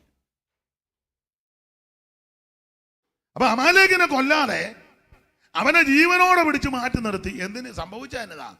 അതുകൊണ്ട് മാറ്റിവെച്ച അമാലേഖൻ തന്നെ ഒടുവിൽ വെട്ടിക്കൊന്നു. ഉണ്ടോ? മാറ്റിവെച്ച അമാലേഖൻ തന്നെ ഇവനെ വെട്ടിക്കൊന്നു. ദൈവത്തിന് മഹത്വം. എതിർച്ചയായെന്ന് പറഞ്ഞെങ്കിൽ എതിർച്ചയല്ല. ശമൂവേലിന്റെ 1-ാം പുസ്തകം 15-ാം അധ്യായത്തിൽ അമാലേഖനെ കൊല്ലാതെ വെച്ചോണ്ടിരുന്നത് കൊണ്ട് ദൈവത്തിന് മഹത്വം. വെച്ചോണ്ടിരുന്ന അമാലേഖൻ തന്നെ ഒടുവിൽ ഇവനെ വെട്ടിക്കൊന്നു. ദാരുണ മരണം. ഞാൻ അധികം വിവരിക്കുന്നില്ല ആ ഭാഗം. അങ്ങനെ ശൗല് മരിച്ചു. എന്നാൽ 2ാമത്തെ രാജാവായിട്ട് ദൈവം ദാവീദിനെ ബോധിച്ച പുരുഷനായി കണ്ടു. ദൈവം ദാവീദിനെ കണ്ടു. ദാവീദ് രാജാവായി കഴിഞ്ഞപ്പോൾ ആ എല്ലാത്തിനും ഓർഡർ ഉണ്ടാകുന്ന ഒരു ക്രമീകരണം. ശൗലിന്റെ കാലത്ത് ക്രമീകരണം ഒന്നുമില്ല. എല്ലാം കുഴഞ്ഞു മറിഞ്ഞു കിടക്കുക. പുള്ളിക്ക് അതിന് നേരമില്ല. പുള്ളിക്കെപ്പോഴും ഇങ്ങനെ എന്താ, മാതള നാരങ്ങ തിന്നണം, മാതളത്തിൻ്റെ ജ്യൂസ് കുടിക്കണം, അതിൻ്റെ തോട് തേനിനകത്ത് ചാലിച്ച്.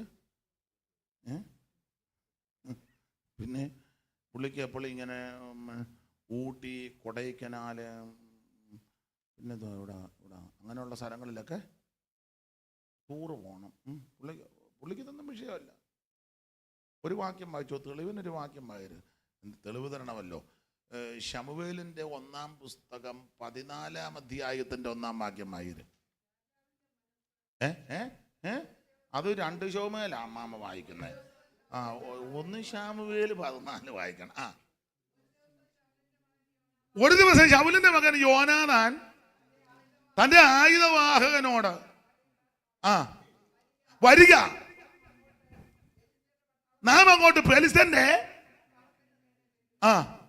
എന്ന് പറഞ്ഞു.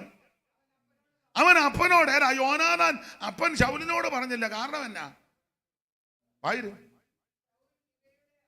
ശൗല് ഗിബയയുടെ അതിരിങ്കൽ മിക്രോനിലെ പുള്ളി മാതാവാരകം തിന്നോണ്ടിരിക്കുക. സ്തോത്രം.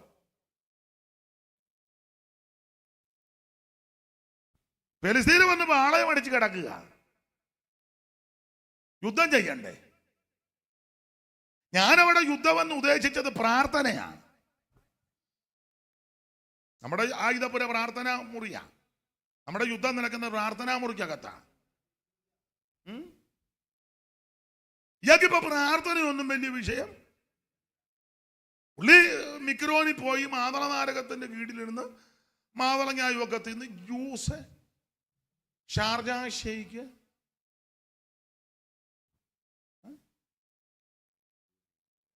പുള്ളിക്ക് പ്രാർത്ഥനയൊന്നും ഇപ്പം വിഷയമല്ല. ഇറങ്ങിയ സമയത്ത് നമുക്ക് പ്രാർത്ഥനയായിരുന്നു. അന്ന് ഗതികേടാ, ജോലിയില്ല, വീടില്ല, വസ്തുവില്ല, വണ്ടിയില്ല, ഒരു കൂന്തവും ഇല്ല, ഉടുതുണിക്ക് മറുതുണി. അന്ന് ഭയങ്കര പ്രാർത്ഥനയും കണ്ണുനീരും ഉപവാസവും ഒക്കെയാണ്. അന്നത്തെ യോഗമൊക്കെ കഴിഞ്ഞ്, പകൽ യോഗം കഴിഞ്ഞാൽ പോലും പോകുകയല്ല ചിലര്. നമ്മളിരിക്കും പോകുന്നുണ്ട്, ഇല്ലില്ല മാസ്റ്റർ, വൈകിട്ടത്തെയും കൂടെ കഴിഞ്ഞ്.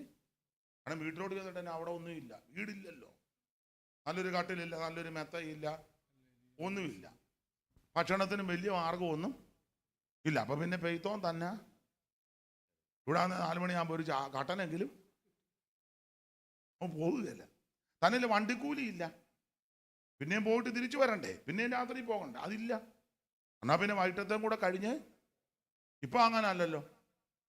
ഇപ്പം രാവിലെ നല്ല പെരുക്കി വെച്ചാൽ നമ്മൾ ചിലർ വന്നേക്കുന്നത്. ഇനി ഉച്ചയ്ക്ക് ഇപ്പോൾ ചെന്നിട്ട് പെരുക്കണം. പിന്നെ ഇപ്പം എന്തുവാ ഇങ്ങനെ ചിന്തിക്കുക ചിലര്. പിന്നെ തന്നെ നമുക്ക് വണ്ടിയുണ്ട്, കാറും ഒക്കെ ഉണ്ട്, വലിയ മുടക്കൊന്നുമില്ല. അതുകൊണ്ട് ആ പഴയ പ്രാർത്ഥനയൊന്നും ഇപ്പം ഇല്ല. ശൗല് മിക്രോനിൽ മാതള നാരകത്തിന്റെ കീഴിലാ എന്ന് പറഞ്ഞ ഇത് ജഡീക സുഖത്തെ കാണിക്കുക. മാതളം ജഡീക വിഷയങ്ങളാണ്. സ്തോത്രം. ഇപ്പൊ ആത്മീകമല്ലല്ലോ പ്രാധാന്യം. പണ്ട് ആരാധനയും പ്രാർത്ഥന, അന്ന് പണ്ട് സമയം ഒന്നും വിഷയം. ഇന്ന് അച്ചായൻ 2:30 വരെ എടുക്കാൻ പറഞ്ഞതിൽ സന്തോഷം. 2:30 വരെ എടുക്കുന്നില്ല, കാരണം എനിക്ക് കുഴപ്പമുണ്ടായിട്ടല്ല, വേണ്ട. നിങ്ങൾ ചെല്ല് പറയും, അയാളെങ്ങാണ്ടെല്ലാം പോയി കടന്ന് താമസിച്ച് ബാക്കിയുള്ള മനുഷ്യനെ എല്ലാം 2:30 വരെ ഇരുത്തി. അതിന് ഞങ്ങളുടെ ആ സെക്രട്ടറിയും പറഞ്ഞു എടുത്തോളാം, അയാൾക്കും വേറെ തൊഴിലൊന്നും ഇല്ല, അവർ രണ്ടും കൂടെ ഒത്തോണ്ടാ മനുഷ്യനെ മെനക്കെടുത്താൻ കുറെ എണ്ണ ഇറങ്ങിയേക്കും എന്ന് നിങ്ങൾ ചിലര് പറയും. ഇപ്പൊ തന്നെ പറഞ്ഞോന്ന് തന്നെ. അതുകൊണ്ടാണ് എനിക്ക് 2:30 അല്ല, ഒരു 5:30 വരെ നിൽക്കാൻ തോന്നുന്നുണ്ട്. അയ്യോ തന്നെ മകത്ത്. അപ്പൊ ശ്രദ്ധിക്കുക, ഇത് ജഡത്തെ ത്രസിപ്പിക്കുക, ആത്മീകമല്ലല്ലോ ഇപ്പം വിഷയം. ഞാനൊരു കാര്യം അനുഭവത്തിൽ നിന്ന് പറയാം, എൻ്റെ അനുഭവമാണ്. നിങ്ങളും പലരങ്ങനെ. പ്രധാന വിഷയം ആത്മീയമാണ്, ബാക്കി മുഴുവൻ വിഷയവും ഇതിൻ്റെ കീഴിലാണ്. ഞാൻ എൻ്റെ കൂട്ടുവേലക്കാരോട് പറയാറുണ്ട്, പ്രധാനപ്പെട്ട വിഷയം ശുശ്രൂഷയാണ്, ബാക്കി മുഴുവൻ ഇതിൻ്റെ കീഴിലാണ്. നമ്മൾ ചില ഭാഷന്മാരോട് ചോദിച്ചാൽ ചിലരൊക്കെ ഭാഷ എന്ന് പറയും, ഇല്ല ഇന്ന് വരത്തിൽ നിന്നും പുള്ളിക്കാരുടെ അനിയത്തിയുടെ വീട് വരെ പോണം, അല്ല ഒരു ശുശ്രൂഷ ഒക്കത്തില്ല. എന്നെ വിളിക്കുക, നീ ഞാൻ ശുശ്രൂഷയ്ക്ക് പോകും.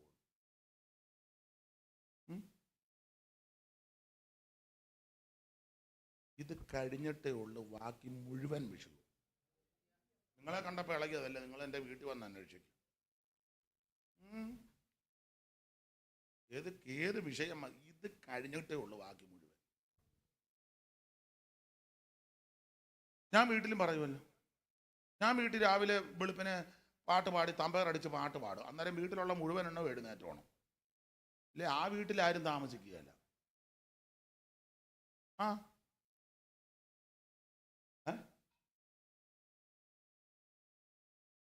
ഞാൻ രാവിലെ തമ്പേറടിച്ച് പാട്ട് പാടും, അന്നേരം എഴുന്നേറ്റ് വേണമല്ല. ചെറു പറഞ്ഞു, അയ്യോ മോനെ വിളിക്കരുത്, അവളെന്ത്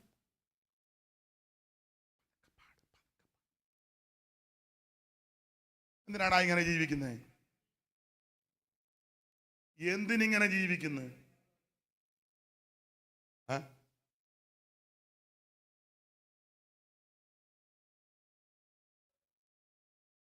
പന്തേന്തളം കൂടെ പാട്ട് പാടാൻ അതാ ചോദിക്കുക, എന്ത് ചെയ്യ അവളെന്ത് ചെയ്യും?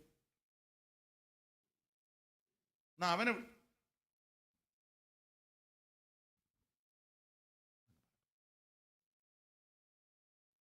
അല്ലേ? ഈ വീടും വസ്തു ആരുടെയാ? നിന്റെ അല്ലേ? നിന്റെ അല്ലേ പേരുകൂട്ടി ആധാരം? നീ അല്ലേ കരവടയ്ക്കുന്നേ?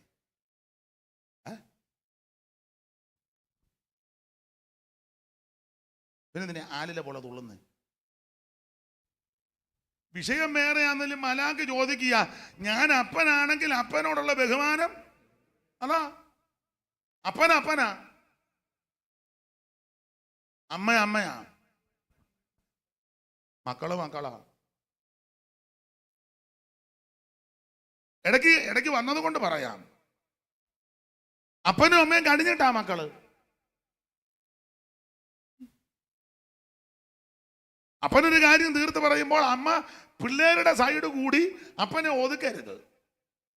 അങ്ങനെയുള്ള ചില അമ്മമാരുണ്ട്. അങ്ങനെ ഉണ്ടായിരിക്കും, അവൻ പറഞ്ഞതല്ലേ ശരി. പിന്നെ അപ്പന്മാര് മിക്കതും അങ്ങ് ഡിമ്മാകുക. അത് പാടില്ല. പിള്ളേർ അറവാ വന്ന് പറഞ്ഞാൽ പറയണം, ഡാടാ പുറത്ത് അപകടം വല്ലതും നടന്നാണ്.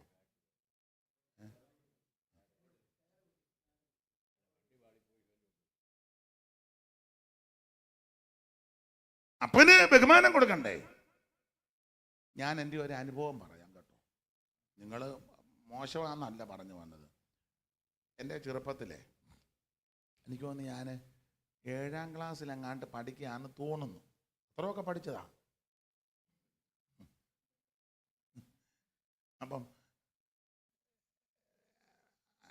അമ്മയുടെ ഒരു കൂട്ടുകാരി വീട്ടിൽ വന്നു. അപ്പം ഇവർ മുറ്റത്ത് നിന്ന് സംസാരിച്ചപ്പോൾ കുടുംബകാര്യമാണ് പറഞ്ഞപ്പം ഞാൻ ഇടയ്ക്ക് കയറി ഒരു വർത്താനം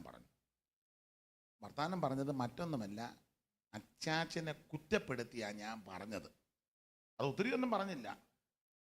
അമ്മയും കൂട്ടുകാരും ഇവിടെ പറഞ്ഞ കൂട്ടത്തിൽ ഞാനിങ്ങനെ കേട്ടച്ച് ഞാൻ ഉടനെ അഭിപ്രായം പറഞ്ഞതാ. ഞാൻ പറഞ്ഞു, അല്ലേലും അച്ചാച്ചൻ ഇങ്ങനാന്ന് പറയാൻ ഞാൻ വരിക, അല്ലെങ്കിലും അത്ര പറഞ്ഞുള്ളൂ, ഒറ്റ അടി തന്നെൻ്റെ കർണക്കുട്ടിക്ക്. അല്ലെങ്കിലും അച്ചാച്ചൻ ഇങ്ങനാന്ന് പറയാൻ വരിക, അത്ര മുഴിപ്പിച്ചില്ല. പറയുന്നതിന് ഒറ്റ അടി എൻ്റെ കർണക്കുറ്റിക്കിട്ട് എൻ്റെ അമ്മ രക്ഷിക്കപ്പെട്ടതല്ല, ഒരു ഭാഷയും കൂടെ പറഞ്ഞു. അത് ഞാൻ പറയുന്നില്ല. പറയണോ? വേണ്ട, മറന്നിട്ടില്ല, പറയാൻ വേണേ.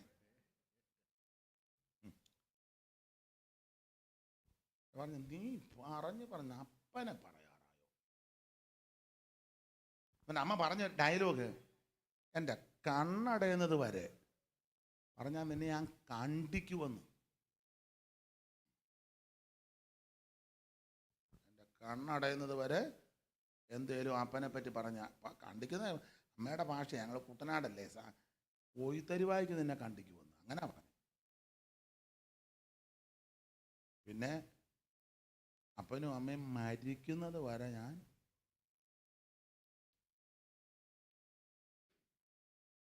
അമ്മ കണ്ടിക്കുകയും ചെയ്യും. അതിന് ഒരു തർക്കവും ഇല്ല. കണ്ടിക്കുന്ന ചുമ്മാ രസത്തിന് പറഞ്ഞതല്ല.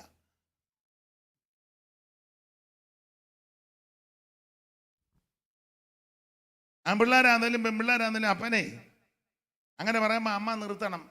ഇപ്പോഴത്തെ അമ്മമാർ ചിലർ പറഞ്ഞു, നിനക്ക് ഇപ്പോഴേലും മനസ്സിലായല്ലോ നിന്റെ തന്തയുടെ ഗുണവധികാരം, നിനക്ക് ഇപ്പോഴേലും പിടി കിട്ടിയല്ലോ, ഇയാടെ കൂടെ ആടാ ഞാൻ നിങ്ങള് അങ്ങനെ ഉണ്ടോ? തിരിച്ചും പിള്ളേരുടെ അമ്മയുടെ കുറ്റം പറഞ്ഞ് പിള്ളേർ പറയുമ്പം ഡാടാ നിർത്ത, ഞാനുണ്ട്, ഞാൻ അവളെ നിയന്ത്രിച്ചോളാം, നീ ഇപ്പൊ കയറി പറഞ്ഞു കൊടുക്കണം.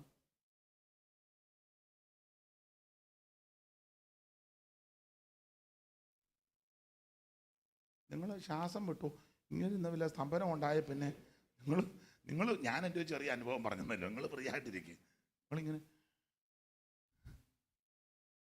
ദൈവത്തിന് മഹത്വം.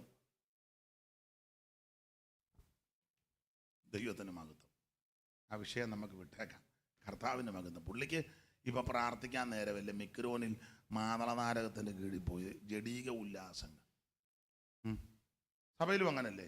ഉപവാസ പ്രാർത്ഥന വെച്ചാൽ എല്ലാവരും വരികയല്ല. നമ്മൾ ടൂർ പോകുന്നെന്ന് പറഞ്ഞാൽ സകല എണ്ണവും വരും. ഉപവാസ പ്രാർത്ഥനയ്ക്ക് ദൈവദാസന്മാരെ വിളിക്കുന്നുണ്ട്, ചിലവുകളുണ്ടെന്ന് പറഞ്ഞാൽ എല്ലാവരും പറഞ്ഞാൽ വളരെ ബുദ്ധിമുട്ടാണ് മാസ്റ്റർ. നമ്മൾ ടൂർ പോകുന്നുണ്ട്, ഒരു വീട്ടിൽ നിന്നല്ലേ ഒരാൾക്ക് ഇത്രയെന്ന് പറഞ്ഞാൽ പിന്നെ എല്ലാത്തിനും മുൻപന്തിയിൽ അത് നേരത്തെ വരികയും ചെയ്യും. കൂടെ പക്ഷേ എപ്പോഴാണ് ഇറങ്ങുന്നത്, ഏത് വണ്ടിയാണ്, സീറ്റുണ്ടോ, നമ്മൾ ഇതിലേ കൂടാ പോകുന്ന, ഉച്ചയ്ക്ക് എന്നാ ഫുഡ്, വൈകിട്ട് എവിടാ, നമ്മൾ എല്ലാം ഓരോന്ന്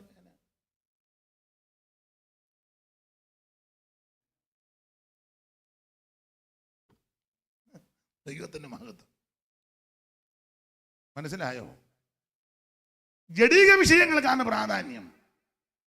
ഞാൻ എൻ്റെ അനുഭവത്തിൽ നിന്ന് പറയാം, ആത്മികത്തിനാ പ്രഥമ സ്ഥാനം. അത് കഴിഞ്ഞിട്ട് ബാക്കി മുഴുവൻ അതിൻ്റെ കീഴിലാന്ന്. അങ്ങനെ ഒന്ന് പോയേ ഒരു കുഴപ്പവും നിനക്ക് വരികയില്ല. ദൈവം നിന്റെ കൂടെ കാണും. നീ പോകുന്നിടത്തെല്ലാം ദൈവം നിനക്ക് ജയം തരും. ദൈവത്തിന് മഹത്വം. ഞാൻ എൻ്റെ അനുഭവത്തിൽ നിന്നാണ് ഇത് പറയുന്നത്. എൻ്റെ ജീവിതം നാളത്തെ എനിക്കറിയത്തില്ല. ഇന്ന് വരെ അന്ത്യം വരെ അങ്ങനെ പോകണമെന്ന് ആഗ്രഹം. നിങ്ങൾ പ്രാർത്ഥിക്കണം, എല്ലാവരും പ്രാർത്ഥിക്കണം. ആരാധനയും പ്രാർത്ഥനയും ആത്മീയ ശുശ്രൂഷയും കഴിഞ്ഞതിന് ശേഷം ആ ബാക്കി മുഴുവൻ കാര്യവും. ബാക്കി മുഴുവൻ പ്രഥമ സ്ഥാനം ഇതാണ്. നിങ്ങൾ വീട്ടിൽ വന്നാന്ന് അന്വേഷിക്കും, അല്ലെ എന്നോട് അടുത്ത് ഇടപെടുന്നവരോട് ചോദ്യം എങ്ങനെയാന്ന്. ചിലപ്പോൾ സമാജത്തിൻ്റെ ചെല്ല് പറയും, ഇത്രയും നേരം നിനക്ക് വേണ്ട, നീ ഇറങ്ങിപ്പോണം. നീ പോവും. എന്നോട് ആര് പറഞ്ഞു ഇതിനകത്ത് വന്ന് പമ്മിയിരിക്കാൻ? ഇവിടെ ഇതിന് താല്പര്യമുള്ളവർ വന്നാൽ മതിയെന്ന്. എത്രയോ സഭകളുണ്ട്, എവിടെല്ലാം ഉണ്ട്. പ്രധാന വിഷയം ഇതാ നിലനിൽക്കുന്നത്. മറ്റേതല്ല ഇവിടെ കൊണ്ട് തീരുന്നതാ. ഓടിച്ചവസാനിപ്പിക്കാം. ദൈവത്തിന്റെ മഹത്വം.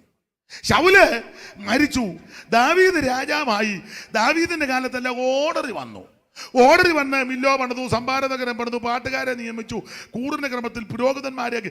എല്ലാം ഓർഡർ. എല്ലാറ്റിനുപരി പെട്ടകം തിരികെ കൊണ്ടുവന്നു. ശൗലിന്റെ കാലത്ത് അത് ഗണ്യമാക്കിയില്ല. ഏതാ പെട്ടകം? ശൗലിന്റെ കാലത്ത് പുള്ളിക്ക് ഇതൊന്നും താല്പര്യമില്ല. പെട്ടകത്തിനകത്ത് എന്നാക്കെയാ?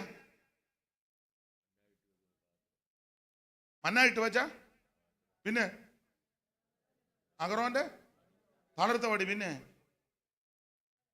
നിയമത്തിന്റെ കൽപ്പലക. സ്തോത്രം. വ്യാഖ്യാനിക്കുന്നില്ല അധികം. ഇപ്പൊ ആ പെട്ടകം ഇല്ല. ഞാനും ഉച്ച കഴിഞ്ഞ് പോവുക. ഇപ്പൊ ഇല്ല, പെട്ടകം ഇല്ല. ഇപ്പൊ എവിടാന്ന് ആർക്കും അറിയത്തില്ല. പിന്നെ ചെല്ല് പറയുന്നത് അതൊരു പള്ളിക്കകത്ത് ഇരിപ്പോണ്ടെന്നാ പറയുന്നത്. അത് ചരിത്രമാ. അവിടെ ഇരിക്കട്ടെ. പെട്ടകത്തിനകത്ത് എല്ലാ സാധനങ്ങളും ഇല്ലെന്നാ പറയുന്നത്. അന്ന് മന്ന ഇട്ട് വെച്ച പൊൻപാത്രം, ഇടങ്ങഴി മന്ന എടുത്ത് പാത്രത്തിനകത്ത് ഇട്ടു വച്ചേക്കണമെന്ന് പറഞ്ഞു. പാത്രം നമ്മുടെ ഹൃദയത്തെ കാണിക്കുന്നതാണ്. മന്ന ദൈവത്തിൻ്റെ വചനത്തെ കാണിക്കുന്നു. വചനം ഹൃദയത്തിൽ സംഗ്രഹിക്കുന്നു. ഇടങ്ങഴി മന്ന എടുത്ത് പൊൻപാത്രത്തിൽ ഇടാൻ പറഞ്ഞത് എപ്പോഴാ പറഞ്ഞ്?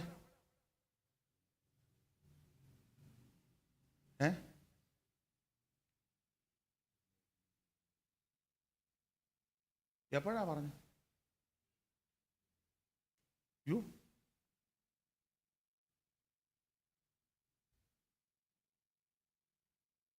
എപ്പോഴേലും പറയട്ടെ മാസ്റ്റേ, സമയം പോകുന്നു, ഞങ്ങളെ പെട്ടെന്ന് പറഞ്ഞ്. ദൈവത്തിന്റെ മഹത്വം. ഇങ്ങോട്ട് നോക്ക്. പുറപ്പാട് പുസ്തകം 16-ാം അധ്യായത്തിലാണ് മന്ന പൊഴിയുന്നത്. അപ്പം മന്ന ഇങ്ങനെ പൊഴിഞ്ഞപ്പം ഇവര് ചോദിക്കുക, ഇത്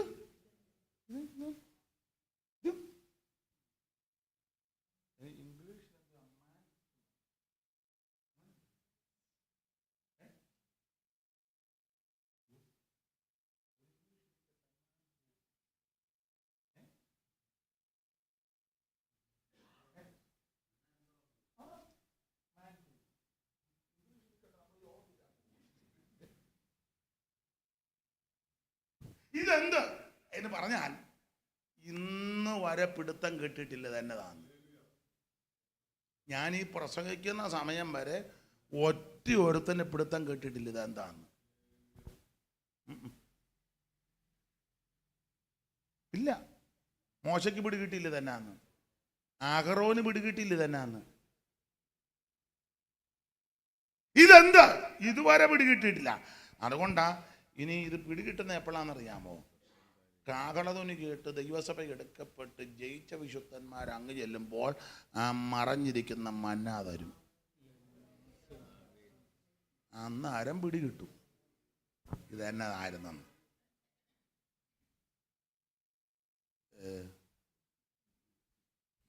ദൈവത്തിന് മഹത്വം. ജയിക്കുന്നവന് ഞാൻ മറഞ്ഞിരിക്കുന്ന അന്നേ പിടികിട്ടുള്ളി തന്നെ. അതുവരെ ചോദ്യം ഇതെന്നതാന്ന് ഇപ്പോഴും ചോദിച്ചോണ്ടിരിക്കുന്നത്. അതിൻ്റെ കാരണം പറയാം. വേറൊന്നും ഇല്ലായിരുന്നു മരുഭൂമിയിൽ, മന്നായ കൊടുക്കുന്നത്. അതിന് കാരണം സകല പ്രോട്ടീനും ഇതിനകത്തുണ്ട്. ഇപ്പം ഡോക്ടർമാരെ കാണാൻ ഞാൻ പറഞ്ഞ അത് വൈറ്റമിൻ ഡി കുറവാണ്, അല്ലെങ്കിൽ വൈറ്റമിൻ സി.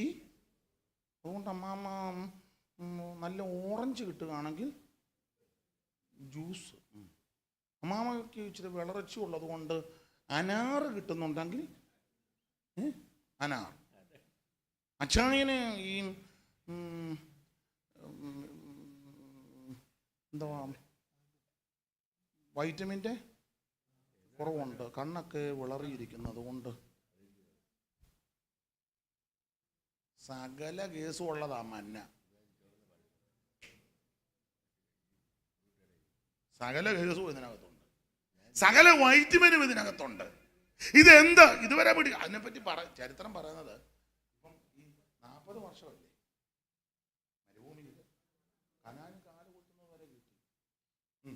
അപ്പൊ ഇത് കിട്ടിയപ്പം അതിനെപ്പറ്റി പറയുന്നത്, ഇത് പഠിച്ച ആൾക്കാരും വചനത്തിൻ്റെ ചില വിഷയം വെച്ചാൽ ഇപ്പം നമുക്കിപ്പോൾ ആഗ്രഹം കാണുമല്ലോ എന്തെങ്കിലും ഒന്ന് കഴിക്കണമെന്ന്. അപ്പം എന്നും മന്നായി പൊടിക്കുന്നത്. ആ മന്ന അങ്ങോട്ട് പൊടിച്ച് കഴിയുമ്പോൾ ഇത് കഴിക്കുമ്പോൾ നമ്മൾ ആഗ്രഹിക്കുന്നതിൻ്റെ രുചിയാണ് വരുന്നത്. ഉദാഹരണം, ഇന്ന് രാവിലെ ഇച്ചിരി ചിക്കൻ കിട്ടിയാൽ കൊള്ളാമെന്ന്, പക്ഷെ മന്നായേ ഉള്ളൂ. മന്ന കഴിച്ചപ്പോൾ ചിക്കൻ്റെ ടേസ്റ്റ് അതാക്കുന്നത്. ഇതെന്നത് പിറ്റേന്ന് ഇച്ചിരി ബീഫ് ഒലത്തിയത് കഴിച്ചാൽ കൊള്ളാന്ന് ഉണ്ട്, പക്ഷെ മന്നയെ പൊഴിയുന്നുള്ളൂ. പക്ഷെ എടുത്ത് കഴിക്കുമ്പോൾ അതിൻ്റെ ടേസ്റ്റാണ്. കഴിച്ചു ഇതെന്താ. അപ്പൊ ഇന്ന് വരെ പിടികിട്ടുന്നില്ല ഇതെന്നതാന്ന്. പിടികിട്ടുന്ന അങ്ങ് ചെല്ലുമ്പോൾ കിട്ടും. സ്തോത്രം. ഉരലിട്ട് ഇടിക്കണം, ഉരലിനകത്തിട്ട് ഇടിക്കണം. കിട്ടുന്നത് അതുപോലെ വിഴുങ്ങരുത്. ആരേലും എന്തേലും പറഞ്ഞ ഉടനെ അതുപോലെ അങ്ങ് വിഴുങ്ങരുത്. നന്നായിട്ട് ഇടിച്ച് പൊടിക്കണം, ഇടിച്ച് പദം വരുത്തണം. പദം വരുത്തിയേച്ച് കഴിക്കണം. അല്ലാതെ ആരേലും അങ്ങോട്ട് ഇട്ട ഉടനെ അതെടുത്തോ വിഴുങ്ങി വെച്ചിരിക്കരുത്. ഇടിക്കണം നന്നായിട്ട്, നല്ല ഇടിച്ച് പദം വരാം. അപ്പം ഇടിക്കുമ്പോൾ മനസ്സിലാകും ഇതിനകത്ത് കളയേണ്ടത് വല്ലതും ഉണ്ടോ, ഞാൻ പറഞ്ഞ കാര്യം പിടികിട്ടുന്നുണ്ടോ. സ്തോത്രം, സ്തോത്രം. ഇത് കൊത്തമ്പാലരി പോലെ വെള്ളനിറമാണ്. ഇത് വാനുകല കിടക്കും. സൂര്യൻ ഉദിച്ച ഉടനെ ഉരുകിപ്പോവും. സൂര്യൻ ഉദിക്കുമ്പോൾ എന്ന് പറഞ്ഞാൽ ഇത് വചനമാണ്, ചവിട്ടാൻ അനുവദിക്കുകയല്ല. ചവിട്ടാൻ അനുവദിക്കത്തില്ല. അന്നേക്കുള്ളത് പെറുക്കി എടുത്തോണം. വചനവേ. സ്തോത്രം, സ്തോത്രം. ഇത് പൊടിച്ച ഈ അരിക്കകത്ത് വെള്ളം ഒഴിച്ചാൽ എന്തോ പറ്റും? വെള്ളം അങ്ങ് പോവും. ഊറ്റിക്കഴിയുമ്പോൾ വെള്ളം പോവും, ഊർന്നു പോവും, വാർന്നു പോവും. പക്ഷെ മന്ന ഇടിച്ച് പൊടിച്ചേച്ച് വെള്ളം ചേർത്താലോ പിടിക്കും. ഇടിച്ച് പൊടിയാക്കി അരിപ്പൊടിക്കകത്ത് വെള്ളം ഒഴിച്ചാൽ പിടിക്കും, യോജിക്കും. അരിക്കകത്ത് വെള്ളം ഒഴിച്ചാൽ എന്ന് പറഞ്ഞാൽ മന്ന ദൈവത്തിന്റെ വചനമാണ്. മരുഭൂമിയിൽ എവിടുന്നാ വെള്ളം? പറ. പാറയെന്ന്. അവരെ അനുഗമിച്ച പാറ. അപ്പം അങ്ങനെ വ്യാഖ്യാനിക്കും, വെള്ളം ദൈവത്തിന്റെ പരിശുദ്ധാത്മാവാണ്, മന്ന ദൈവത്തിന്റെ വചനമാണ്. പരിശുദ്ധാത്മാവും വചനവും കൂടെ ഒന്നിച്ച് യോജിക്കണം. സ്തോത്രം.